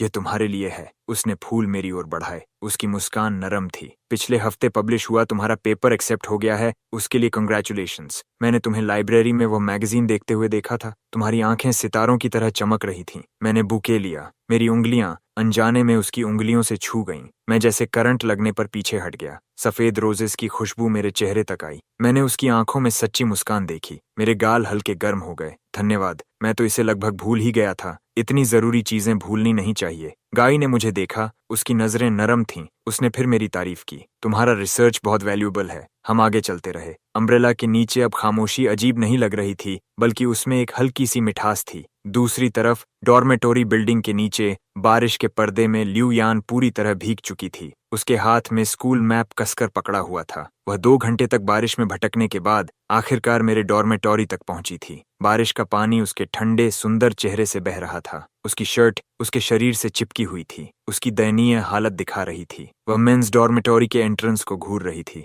उसकी आंखें पूरी तरह लाल थीं, बेचैन और व्याकुल। तभी एक जाना पहचाना ब्लैक अम्ब्रेला नजर आया। ग्वांगची मुझे स्टेयरकेस एंट्रेंस तक छोड़ने आई। वह झुककर मेरे बैंग्स ठीक करने लगी, एक बहुत करीब का जेस्चर। मैंने सिर झुकाया, हल्की मुस्कान के साथ, अब भी हाथ में बुके पकड़े हुए। ये दृश्य ल्यू रुआन के दिल में जलते लोहे की तरह उतर गया। उसने अपनी मुट्ठियां कस लीं, उसके नाखून उसकी हथेलियों में धंस गए, उसकी उंगलियां सफेद पड़ गईं, हाथों की नसें उभर आईं। बारिश ने उसकी नजर धुंधली कर दी, लेकिन उसने सब कुछ साफ देखा। जिस तरह मैं ग्वांगची को देख रहा था, उसमें एक नरमी और भरोसा था जो उसने पहले कभी नहीं देखा था। ल्यू रुयान की सांसें अचानक भारी हो गईं। वह और सह नहीं पाई। अंधेरे से बाहर निकलकर कर्कश आवाज में चिल्लाई, ली चेन! मेरे हाथ में पकड़ा सफेद रोजेस का बुके लगभग गिर ही गया। चौंक कर मैंने सिर घुमाया और सामने भीगी हुई लू रुयान को देखा। वह बारिश में खड़ी थी। उसके बाल माथे से चिपके हुए थे। उसकी आंखों के किनारे डरावने तरीके से लाल थे। वह इतनी जल्दी यहाँ कैसे पहुंच गई? मेरे दिल में डर और घृणा दोनों उठे।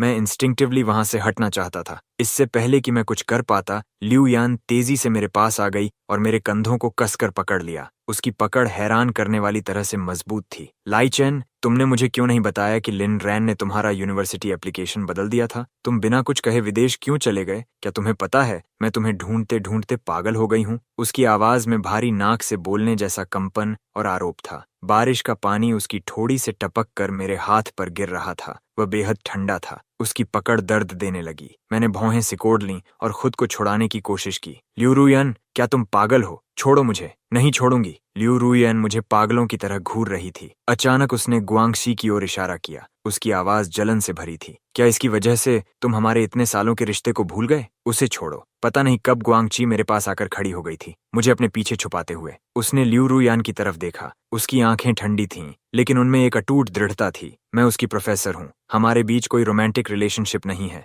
और अगर होता भी तो नान ली चेन को अपनी जिंदगी चुनने का पूरा हक है। तुम्हारा इस तरह पकड़ना हैरेसमेंट है। क्या मुझे अभी कैंपस पुलिस को बुलाना पड़ेगा? लू रुयान ने सिर घुमाकर उसे घूरा। उसकी आंखों में खून उतर आया था। यह हमारे बीच की बात है। तुम्हारा इससे क्या लेना देना? तुम्हारा और मेरा भी अब कोई रिश्ता नहीं है। मेरी आवाज साफ और दृढ़ थी। मैंने जोर से ल्यू रुयान का हाथ झटक दिया। मेरे कंधे पर जहां उसने पकड़ा था वहां जलन हो रही थी। लू रुयान, जिस पल से तुमने लिन रैन को अपने पास रखा, उसी पल से हमारा रिश्ता खत्म हो गया। हम अलग हो चुके हैं। ली रुयान स्तब्ध रह गई। वह वहीं जम गई। बारिश उसके पीले चेहरे पर बह रही थी। उसने मेरी तरफ देखा। उसके होंठ कांप रहे थे। ऐसा नहीं है, मैंने ब्रेकअप के लिए कभी हाँ नहीं कहा। लाई चेन, मैं हमेशा तुमसे ही प्यार करती रही हूँ। प्लीज मेरे साथ वापस चलो। ठीक है, मुझे पता है मुझसे गलती हुई। मैंने लिन रैन को दूर भेज दिया है। मैं सब ठीक कर दूंगी। तुम जो चाहो मैं दूंगी। बहुत देर हो चुकी है। मैंने उसकी तरफ देखा। मेरे होंठों पर एक ठंडी मुस्कान आई। ल्यू रुयान, जिस दिन से तुम बार बार लिन रैन को चुनती रही, उसी दिन से मैंने तुम्हें प्यार करना छोड़ दिया। मेरे शब्द तेज चाकू की तरह लू रुयन के दिल में धंस गए। वह एक कदम पीछे लड़खड़ा गई। उसकी आंखें खाली हो गईं, जैसे सारी ताकत खत्म हो गई हो। प्रोफेसर गू, चलिए। मैंने नजरें हटा लीं और धीरे से ग्वांगची से कहा। ग्वांगची ने सिर हिलाया, मेरे हाथ से बुके ले लिया। वह मुझे ढाल की तरह आगे लेकर कॉरिडोर में चलने लगी। जब हम लू रुयान के पास से गुजरे, मैंने उसकी ओर एक बार भी नहीं देखा। मेरे कदम मजबूत थे। मैं सीढ़ियों की ओर बढ़ गया, बारिश और लू रुयान से दूर। मैंने आखिरकार राहत की सांस ली। मेरे कंधे थोड़े ढीले पड़ गए। मैंने ग्वांगची की तरफ देखा। मेरी आवाज हल्की कांप रही थी। प्रोफेसर गू, आज के लिए बहुत बहुत धन्यवाद। ग्वांगची ने फूल मुझे वापस दे दिए। उसने हाथ बढ़ाकर मेरे कंधे से बारिश की बूंदें हटाईं। उसके चेहरे पर एक नरम मुस्कान थी। स्टूडेंट्स की रक्षा करना टीचर की जिम्मेदारी है। उसकी नजर मेरे लाल पड़े कंधे पर गई। उसकी भौहें हल्की सिकुड़ गईं। उसने तुम्हें चोट तो नहीं पहुंचाई? मैंने सिर हिलाया। मैं ठीक हूँ। जाओ ऊपर आराम करो। गाई ने और कुछ नहीं पूछा। वह बस वहीं खड़ी रही, मुझे देखती हुई। अगर कुछ भी हो तो मुझे कभी भी कॉल करना। मैंने सिर हिलाया। सफेद रोजेस का बुके सीने से लगाकर मैं मुड़ा और सीढ़ियों की ओर चल पड़ा। कोने तक पहुंचकर मैंने अनजाने में पीछे मुड़कर देखा। ग्वांगची अब भी वहीं खड़ी थी, जैसे यह सुनिश्चित कर रही हो कि मैं सुरक्षित ऊपर पहुंच जाऊं। बारिश भरी रात में उसकी आकृति लंबी और भरोसेमंद लग रही थी। मेरे दिल का एक कोना जैसे हल्के से भर गया। मैंने फिर उसे देखना बंद कर दिया। मैं मुड़ा और कमरे में चला गया। दरवाजा धीरे से बंद हुआ और ग्वांगची की नरम नजरें और भी कोमल हो गईं। उसने नीचे खड़ी उस जिद्दी आकृति को देखा और भौहें सिकोड़ लीं। शायद उस दिन मेरे शब्दों ने लुआन को उकसाया था। उसने अपने पिछले गलतियों की भरपाई करनी शुरू कर दी, लेकिन उसका प्रायश्चित एक वन वुमन शो जैसा था। किसी को फर्क नहीं पड़ा। उसने बिना नाम छोड़े मुझे बचपन में सबसे पसंद आने वाले शुगर केक्स भिजवाए, लेकिन वे बिना छुए वापस लौट आए। उसने मेरी क्लास स्केड्यूल ढूंढ ली और आर्ट हिस्ट्री क्लास में मेरे पास वाली सीट बचा कर रखी। मैंने उसे हवा की तरह नजरअंदाज किया, एक बार भी नहीं देखा। मेरी नोटबुक नोट्स से भरी थी। उस बरसात वाले दिन वह अम्ब्रेला लेकर लैब के नीचे 3 घंटे तक खड़ी रही। बारिश रुकती और फिर शुरू हो जाती। उसकी पैंट कफ्स कीचड़ से भर गई थीं। कांच के पार उसने ग्वांगची और मुझे ब्लूप्रिंट देखते हुए देखा। हमारे सिर पास थे। मैं मुस्कुरा रहा था, डिटेल्स की ओर इशारा करते हुए। ग्वांगची झुक कर सुन रही थी। उसकी उंगली ड्राइंग पर हल्के से टैप कर रही थी। लिरुयान ने उनकी नजदीकी देखी। उसकी नाक के पुल में चुभन हुई। एक समय था जब हम भी इतने करीब थे। लियुयान बाहर खड़ी रही, लेकिन मैं अंधेरा होने तक बाहर नहीं आया और सीधे साइड डोर से चला गया। मैंने उसे देखा भी नहीं। दिन ऐसे ही गुजरते रहे। लियुयान तिंगहुआ यूनिवर्सिटी नहीं गई, बल्कि मेरी यूनिवर्सिटी के आसपास भटकती रही। लेकिन हर दिन वह ग्वांगची और मुझे साथ साथ पेड़ों के रास्तों पर चलते देखती। हमारे सिर पास होते, टॉपिक्स डिस्कस करते या कैफेटेरिया में डिजर्ट शेयर करते। ग्वांगची स्वाभाविक रूप से उन चीजों को अलग कर देती जो मुझे पसंद नहीं थीं। उस दिन मैं क्लास या लैब कहीं नहीं गया। लियू रुयन का दिल कस गया। उसने मेरा फोन नंबर ढूंढा और लंबे समय तक कॉल किया, लेकिन फोन ग्वांगची ने उठाया। हेलो, कौन बोल रहा है? उसकी आवाज शांत थी। लाई चेन कहाँ है? तुमने उसके साथ क्या किया? लियू रुआन ने फोन में गुर्राते हुए कहा। उसकी आवाज कांप रही थी। इससे तुम्हारा कोई लेना देना नहीं है। ग्वांगची का स्वर सपाट था। पीछे हल्की पानी की आवाज आ रही थी। क्या मतलब है तुम्हारा कि मेरा कोई लेना देना नहीं? तभी कॉल कट गया। लू यान लेक्चर हॉल के बाहर फोन पकड़े इधर उधर चलती रही। शाम को उसने मेरे डॉर्मेट्री के नीचे ग्वांगची की कार देखी। उस समय ग्वांगची अपार्टमेंट में मेरी देखभाल कर रही थी। मुझे तेज बुखार था, मेरे गाल लाल थे, होश धुंधला था और मैं अपने प्रोजेक्ट का डेटा बड़बड़ा रहा था। ग्वांगची ने मेरे माथे पर ठंडा टॉवल रखा। उसकी हर हरकत नरम थी। वह हर आधे घंटे में उसे बदलती। जब उसने मुझे पानी पिलाने की कोशिश की, मैं एक डरे हुए बच्चे की तरह बेकाबू था। मेरे फटे होंठ हल्के खुले थे। ग्वांगची का दिल भर आया। उसने हनी वाटर बनाया और मुझे धीरे धीरे पिलाया। सुबह तक मेरा बुखार थोड़ा कम हुआ। ग्वांगची पूरी रात मेरे पास बैठी रही थी। वह बिस्तर के किनारे झुकी झुकी सो गई। उसके हाथ में अब भी गीला टॉवल था। मैं अगली सुबह जल्दी जाग गया। सुबह की रोशनी ग्वांगची पर पड़ रही थी। वह असहज स्थिति में थी, लेकिन गहरी नींद में थी। उसकी आंखों के नीचे काले घेरे थे। साफ था कि वह पूरी रात नहीं सोई। मैंने उसे लंबे समय तक देखा। मेरा दिल तेज धड़क रहा था। मेरे अंदर एक गर्माहट दौड़ गई। मैंने धीरे से उसे ब्लैंकेट से ढक दिया। नीचे जाकर ग्वांगची ने मुझे स्कूल छोड़ा। उसने कार का दरवाजा खोला और इंसुलेटेड लंच बॉक्स दिया। तुम्हारा स्टमक ठीक नहीं है, कुछ खा लेना। कार लेक्चर हॉल के गेट पर रुकी। लियू यान ने ग्वांगची को मेरा स्कार्फ ठीक करते देखा, मुझे लंच बॉक्स देते हुए। मैंने ऊपर देखा और उसे मुस्कुराया। एक ऐसी मुस्कान जिसमें बीमारी के बाद की कमजोरी और एक भरोसा था जो उसने पहले कभी नहीं देखा था। वह जैसे जहरीली बेलों की तरह लू रुयन को जकड़ गई। पछतावा उसके दिल पर तूफान की तरह छा गया। मेरा बुखार उतर गया था। एक्सपेरिमेंट में देरी के डर से मैं लैब लौट आया। मेरा चेहरा पीला था। मैं डेटा ऑर्गेनाइज कर रहा था। तभी लू रुआन ने दरवाजा रोक लिया। लीचेन, बात करते हैं। क्या तुम्हें याद है जब हम छोटे थे मैं अंधेरे से डरती थी। तुम हर रात मेरी खिड़की से अंदर आकर मुझे कहानियां सुनाते थे। हाई स्कूल में तुम्हें लो ब्लड शुगर होता था। मैं हमेशा अपने स्कूल बैग में चॉकलेट रखती थी। तुमने कहा था कि तुम्हें टिनहुआ में एडमिशन लेना है, इसलिए मैं जान तोड़कर पढ़ी ताकि फर्स्ट आ सकूं और तुम्हारे साथ उसी स्कूल में जा सकूं। मैंने उसकी ओर देखा। मेरे होंठों पर ठंडी मुस्कान आ गई। और फिर क्या हुआ? फिर तुमने मेरा अम्ब्रेला लिन रैन को दे दिया। मेरे लिए बनाया हुआ ब्रेकफास्ट उसके डेस्क में रख दिया। सिंगवा में अपनी जगह उसे दे दी। यहाँ तक कि जब वह और मैं दोनों घायल थे, तब भी तुम सबसे पहले उसी के पास भागी। मेरी आवाज शांत थी, लेकिन हर शब्द सुई की तरह चुभ रहा था। लियू रुयान, उसका दिल जैसे कस गया। मुझे पता है मुझसे गलती हुई। वह रुंधी आवाज में एक कदम आगे बढ़ी। मुझे पता है लिनरान ने तुम्हारा एप्लीकेशन बदला था। मैंने उसे पहले ही बंद कर दिया है ताकि वह फिर कभी कुछ गलत न कर सके। बस मुझे एक और मौका दे दो। क्या हम पहले जैसे वापस नहीं जा सकते? हम वापस नहीं जा सकते। मैंने धीरे से फाइल फोल्डर बंद किया। लिरुयान, कुछ चीजें एक बार टूट जाएं तो हमेशा के लिए टूट जाती हैं। उन्हें फिर से जोड़ा नहीं जा सकता। तुम इतने निर्दयी क्यों हो? लू रुयन ने लाल आंखों के साथ मेरी कलाई पकड़ ली। क्या यह सब सिर्फ ग्वांगची की वजह से है? छोड़ो उसे। ग्वांगची कब दरवाजे पर आ गई, पता ही नहीं चला। उसकी आवाज बर्फ जैसी ठंडी थी। लियू रुयान, कृपया यहाँ से चली जाओ, मेरे स्टूडेंट को परेशान मत करो। लियू रुआन उसकी आंखों की चेतावनी से घबरा गई, लेकिन फिर भी उसने मुझे देखा, हार मानने को तैयार नहीं। गुई आगे बढ़ी और जोर से लियू रुआन का हाथ हटाकर मुझे अपने पीछे कर लिया। क्या मुझे सिक्योरिटी बुलानी पड़ेगी? लुआन ने उन दोनों को साथ खड़ा देखा। उसका दिल भले ही मानने को तैयार नहीं था, लेकिन मेरे लिए वह आखिर मुड़कर चली गई। गी ने नीचे झुककर मुझे देखा। तुम ठीक हो? क्या तुम वापस जाकर थोड़ा आराम करना चाहोगे? मैंने सिर हिलाया और उसके सहारे खड़ा हो गया। पिछले कुछ दिनों की थकान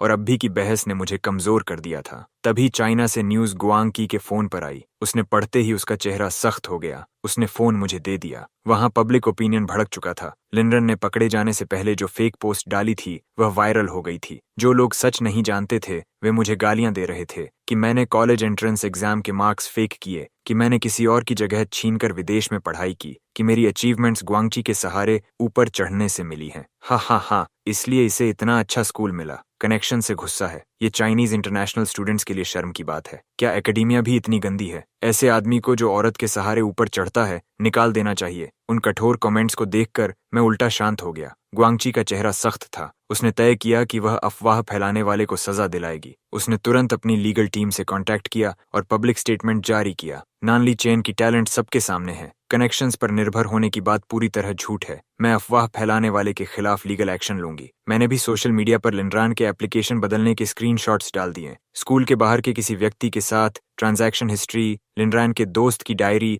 और उसके पोस्ट्स जिनमें वह जानबूझकर मुझे प्रोवोक करता था। मैं असल में चाइना में सिंगुआ यूनिवर्सिटी में एडमिशन ले सकता था, लेकिन लिनरान ने मेरा पासवर्ड चुराकर मेरा एप्लीकेशन जूनियर कॉलेज में बदल दिया। इसलिए मुझे मजबूर होकर विदेश जाना पड़ा। फिर मैंने अपनी थीसिस भी शेयर की। सॉलिड प्रूफ के साथ खुद को साबित किया। पब्लिक ओपिनियन तुरंत पलट गया। नेटाइजन्स मुझसे माफी मांगने लगे और लिनरान को कोसने लगे। तो असली चालबाज ये लिनरान है। सुना है लिनरान गरीब स्टूडेंट है। नान लेचेन ने उसकी मदद भी की थी, फिर भी उसने ऐसा किया। ऐसे लोग असली शैतान होते हैं। इसे जेल भेजना चाहिए। जब लियू रुयान ने विदेश से यह खबर देखी, वह अपनी कार में बैठी मेरे डॉर्मेटोरी की खिड़की को घूर रही थी। लिनरान की हरकतें देखकर उसका खून खौल उठा। उसने स्टीयरिंग व्हील पर जोर से मुक्का मारा। गुआंगची को मेरे लिए सब संभालते और मेरे चेहरे पर उसके साथ मिली शांति को देखकर उसके दिल में गहरा पछतावा भर गया। वह उसे अंदर तक खा रहा था। घर चलो, उसने अचानक ड्राइवर से कहा। उसकी आंखों में जिद और गुस्से की आग घूम रही थी। चूंकि लिनरान सुधरने को तैयार नहीं है,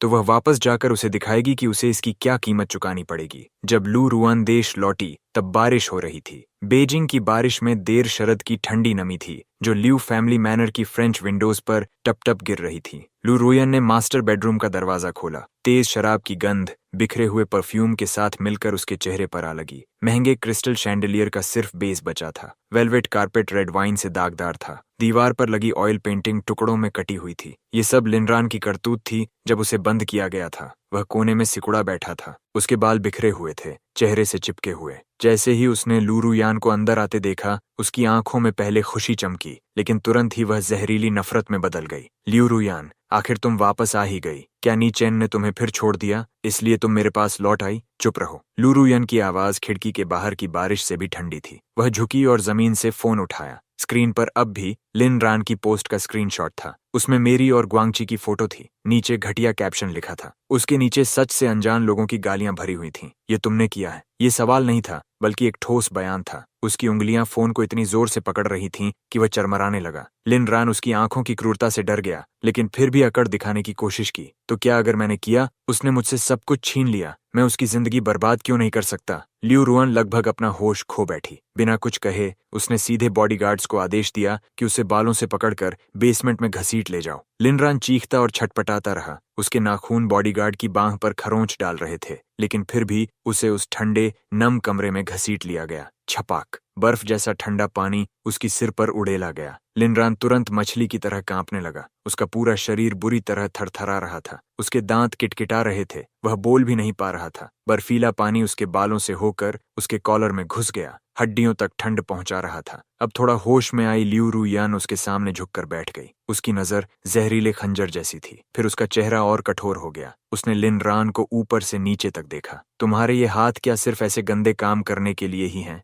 एक बॉडीगार्ड आगे बढ़ा और उसकी कलाई इतनी जोर से पकड़ ली कि उसकी हड्डियां टूटने जैसी लगीं। पहले तुमने चुपके से लाई चेन का एप्लीकेशन बदल दिया, उसका भविष्य बर्बाद किया। अब तुम झूठ फैलाकर उसकी रेप्यूटेशन खराब करने की कोशिश कर रहे हो। लिन रान, तुम्हारी हिम्मत कैसे हुई? उसकी गुस्से को देखकर लिन रान आखिर डर गया। उसने सीधा उसकी आंखों में देखने की हिम्मत नहीं की। आंसू और ठंडा पानी उसके चेहरे पर मिलकर बह रहे थे। उसकी आवाज कांप रही थी, शब्द भी नहीं निकल रहे थे। लियू रुयान, मुझसे गलती हो गई, मैं सच में गलत था, मुझे छोड़ दो, मैं दोबारा ऐसा नहीं करूंगा। तुम्हें छोड़ दूं? लियू रुयान हंसी, लेकिन उसकी हंसी में जरा भी गर्माहट नहीं थी। तो ली चेन को पहले किसने छोड़ा था? वह खड़ी हो गई और दरवाजे पर खड़े गार्ड को ठंडे स्वर में आदेश दिया, इसके हाथ तोड़ दो। ये देखकर कि वह सच में गंभीर है, लिन रान डर से चीख उठा और पीछे हटने लगा। लियू रुयान, मैं हाथ जोड़ता हूँ, मुझे छोड़ दो, मुझे मत चोट पहुंचाओ। बॉडीगार्ड्स के चेहरे पर कोई भाव नहीं था। एक ने आगे बढ़कर लिन रान के कंधे को मजबूती से पकड़ लिया। दूसरे ने पास रखा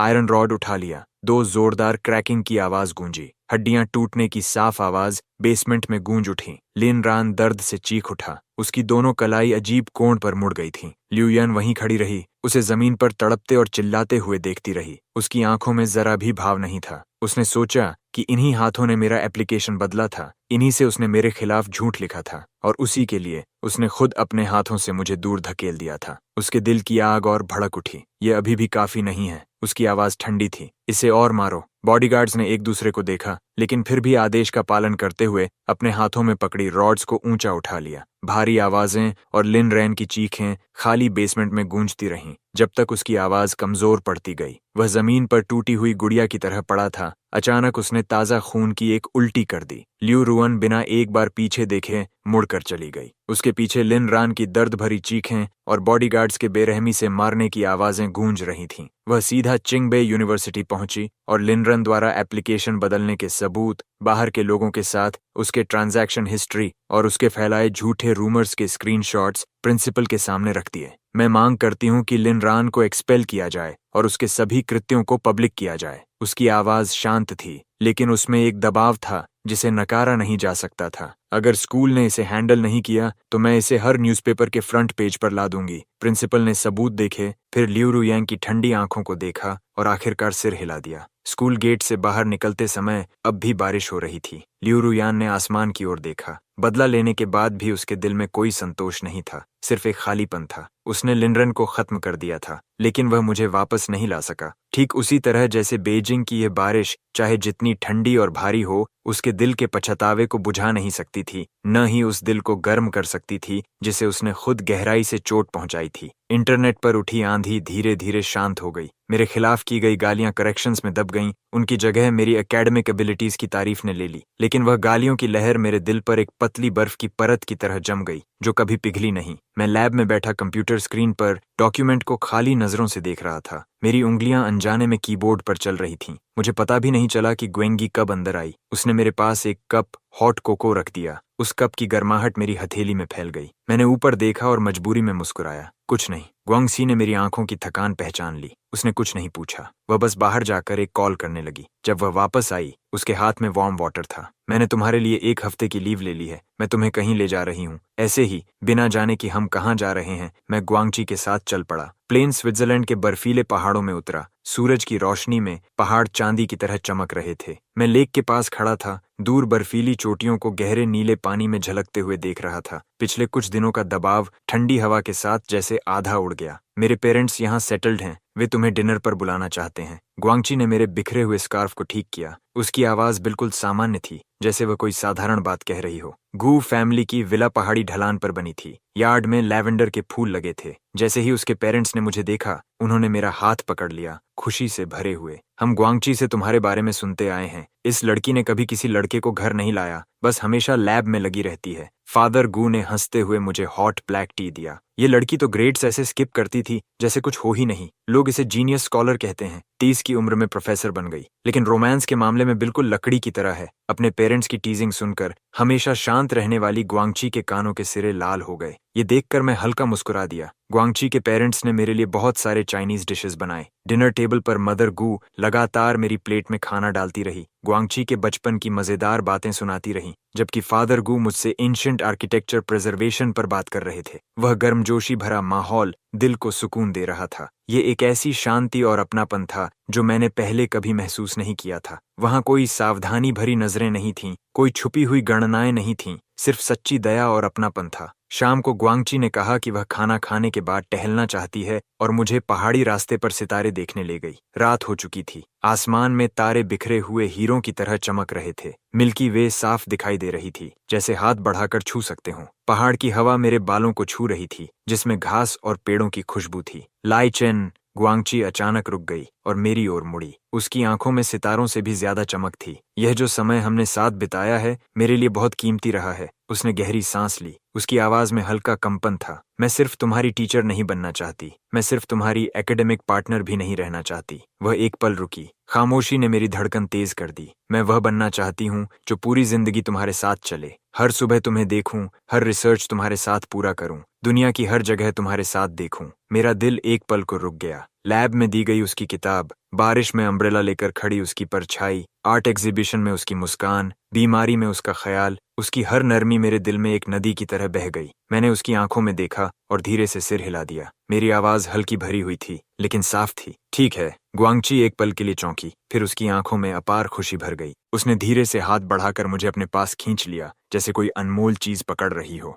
थैंक यू ली चेन, उसने धीरे से कहा। हम एक दूसरे को ऐसे थामे रहे जैसे खोया हुआ समय पूरा कर रहे हों। पहाड़ी हवा लैवेंडर की खुशबू लेकर गुजर रही थी और ऊपर सितारे चमक रहे थे। 4 साल बाद मैं अपने ग्रेजुएशन सेरेमोनी में था। उस दिन ऑडिटोरियम में धूप कांच की खिड़कियों से अंदर आ रही थी, रेड कारपेट पर चमक रही थी। मैं ग्रेजुएशन गाउन पहनकर पोडियम पर खड़ा था, वैलेडिक्टोरियन के रूप में। आखिर में मैं खास तौर पर प्रोफेसर ग्वांगची का धन्यवाद करना चाहता हूँ। मेरी आवाज स्पष्ट थी। मेरी नजर ग्वांगची पर टिक गई, जो शांति से मुझे देख रही थी। मैं सिर्फ उनके एकेडमिक गाइडेंस के लिए नहीं, बल्कि इसलिए भी आभारी हूँ कि उन्होंने मुझे सिखाया कि एक अच्छा रिश्ता सैक्रिफाइस या डिपेंडेंस नहीं होता, बल्कि एक स्ट्रक्चर की तरह होता है जो साथ मिलकर कुछ बनाता है। ऑडियंस तालियों से गूंज उठा। ग्वांगची सामने की पंक्ति में बैठी थी, एक एलिगेंट सूट में। उसकी मुस्कान चमक रही थी। उसके हाथ में एक सिल्वर रिंग थी जिस पर गैलेक्सी उकेरी हुई थी, एक ग्रेजुएशन गिफ्ट जिसे उसने 3 रात जागकर बनाया था। मैं स्टेज से नीचे उतरा। वह आगे आई। डिप्लोमा लेते हुए उसका हाथ मेरे हाथ पर आ गया।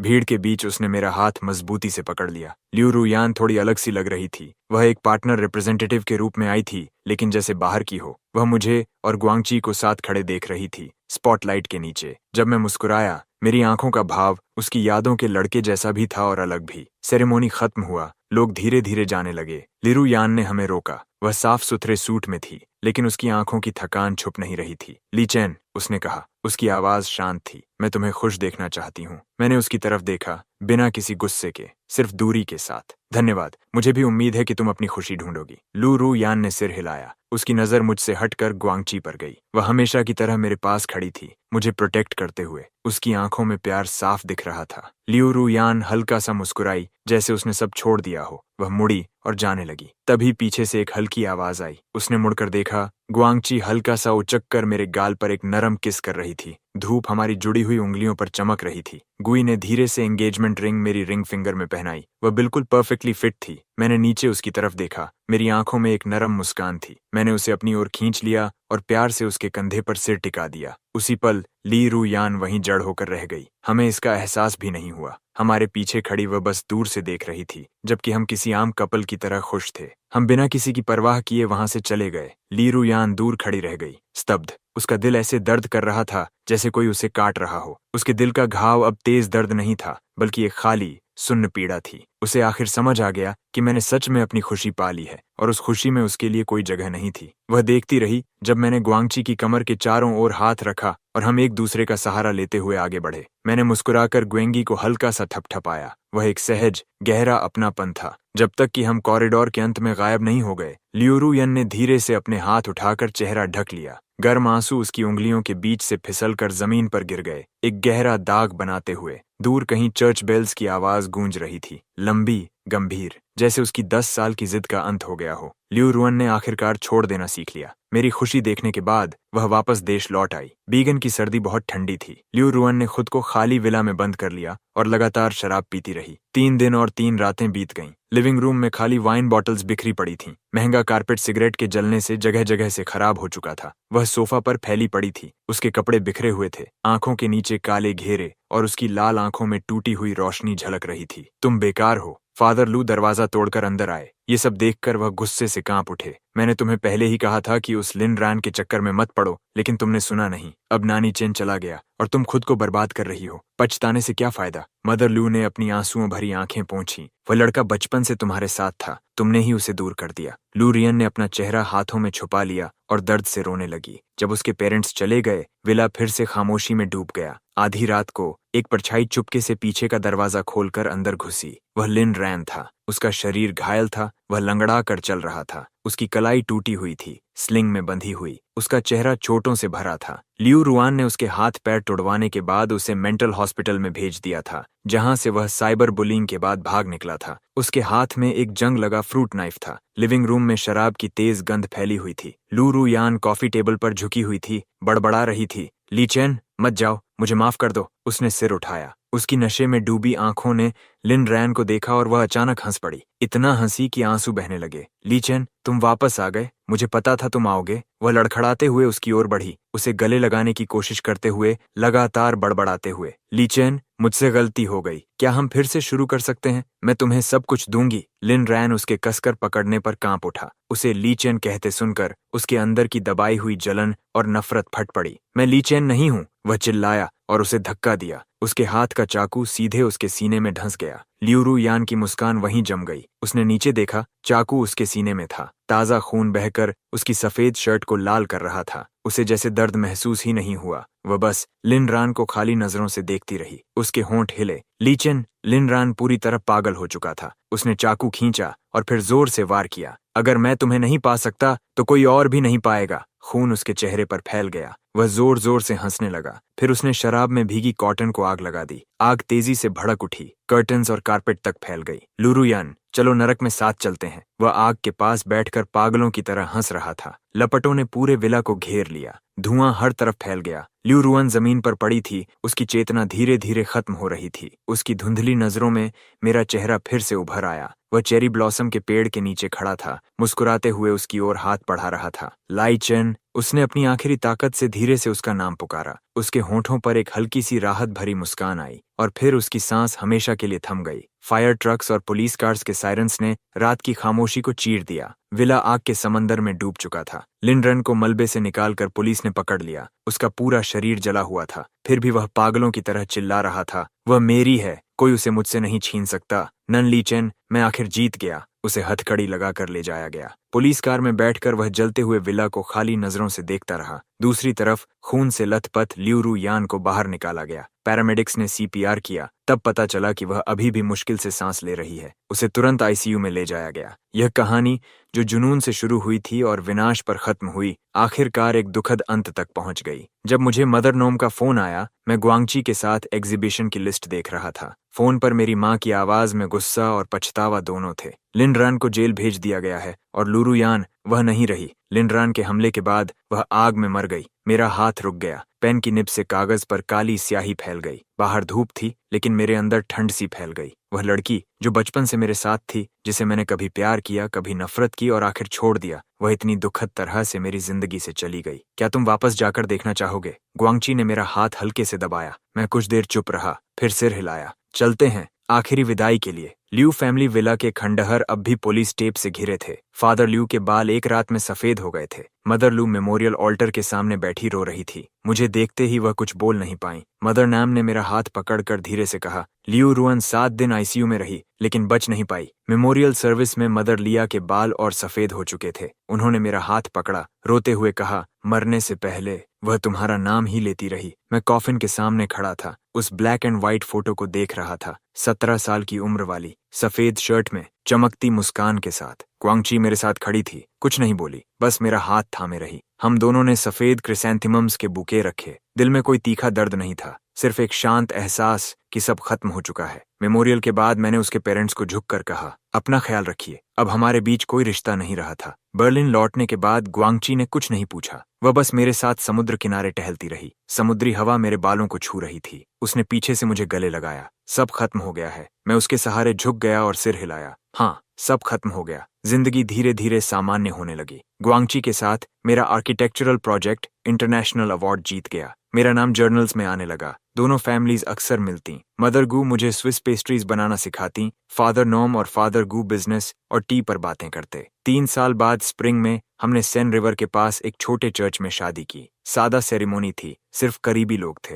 मैं सिंपल सूट में खड़ा था। मेरी चेस्ट पर ग्वांगसी की उगाई रेड रोज लगी थी, उस औरत का इंतजार करते हुए जिसकी आंखें हमेशा नरम रहती थीं। सेरेमोनी के बीच में एक लॉयर आया और एक बॉक्स दिया, कहते हुए कि यह लूरू यान की आखिरी इच्छा थी जो मेरी शादी के दिन देना था। मैंने बॉक्स खोला। अंदर एक बैंक कार्ड और एक छोटा नोट था। ये आखिरी चीज है जो मैं तुम्हारे लिए कर सकती हूँ। उसके अलावा एक टाई भी थी जो बार बार धुलने से फीकी पड़ चुकी थी। वह मेरा 18th बर्थडे गिफ्ट था। लीन ने आधे साल तक अपना अलाउंस बचाकर उसे खरीदा था। उस समय मैंने शिकायत की थी कि उसका कलर बहुत ऑड है और मैंने उसे सिर्फ एक बार पहना था। टाई के नीचे एक कागज था। वह लू रियान की उलझी हुई हैंडराइटिंग थी, मेरे लड़के के लिए। वह हमेशा धूप में जिए। मैंने टाई उठाकर उसे देखा। कपड़ा थोड़ा घिसा हुआ था, लेकिन उसमें अब भी हल्की धूप की खुशबू थी। मैंने बॉक्स ग्वांगची को दे दिया। मेरी आवाज शांत थी, इसे रख दो। अतीत अब अतीत है। ग्वांगची ने बॉक्स लेकर पास के रैक पर रख दिया। फिर उसने मेरा हाथ थाम लिया। उसकी गर्माहट स्थिर और भरोसेमंद थी। जब प्रीस्ट ने हमें मैरिड घोषित किया,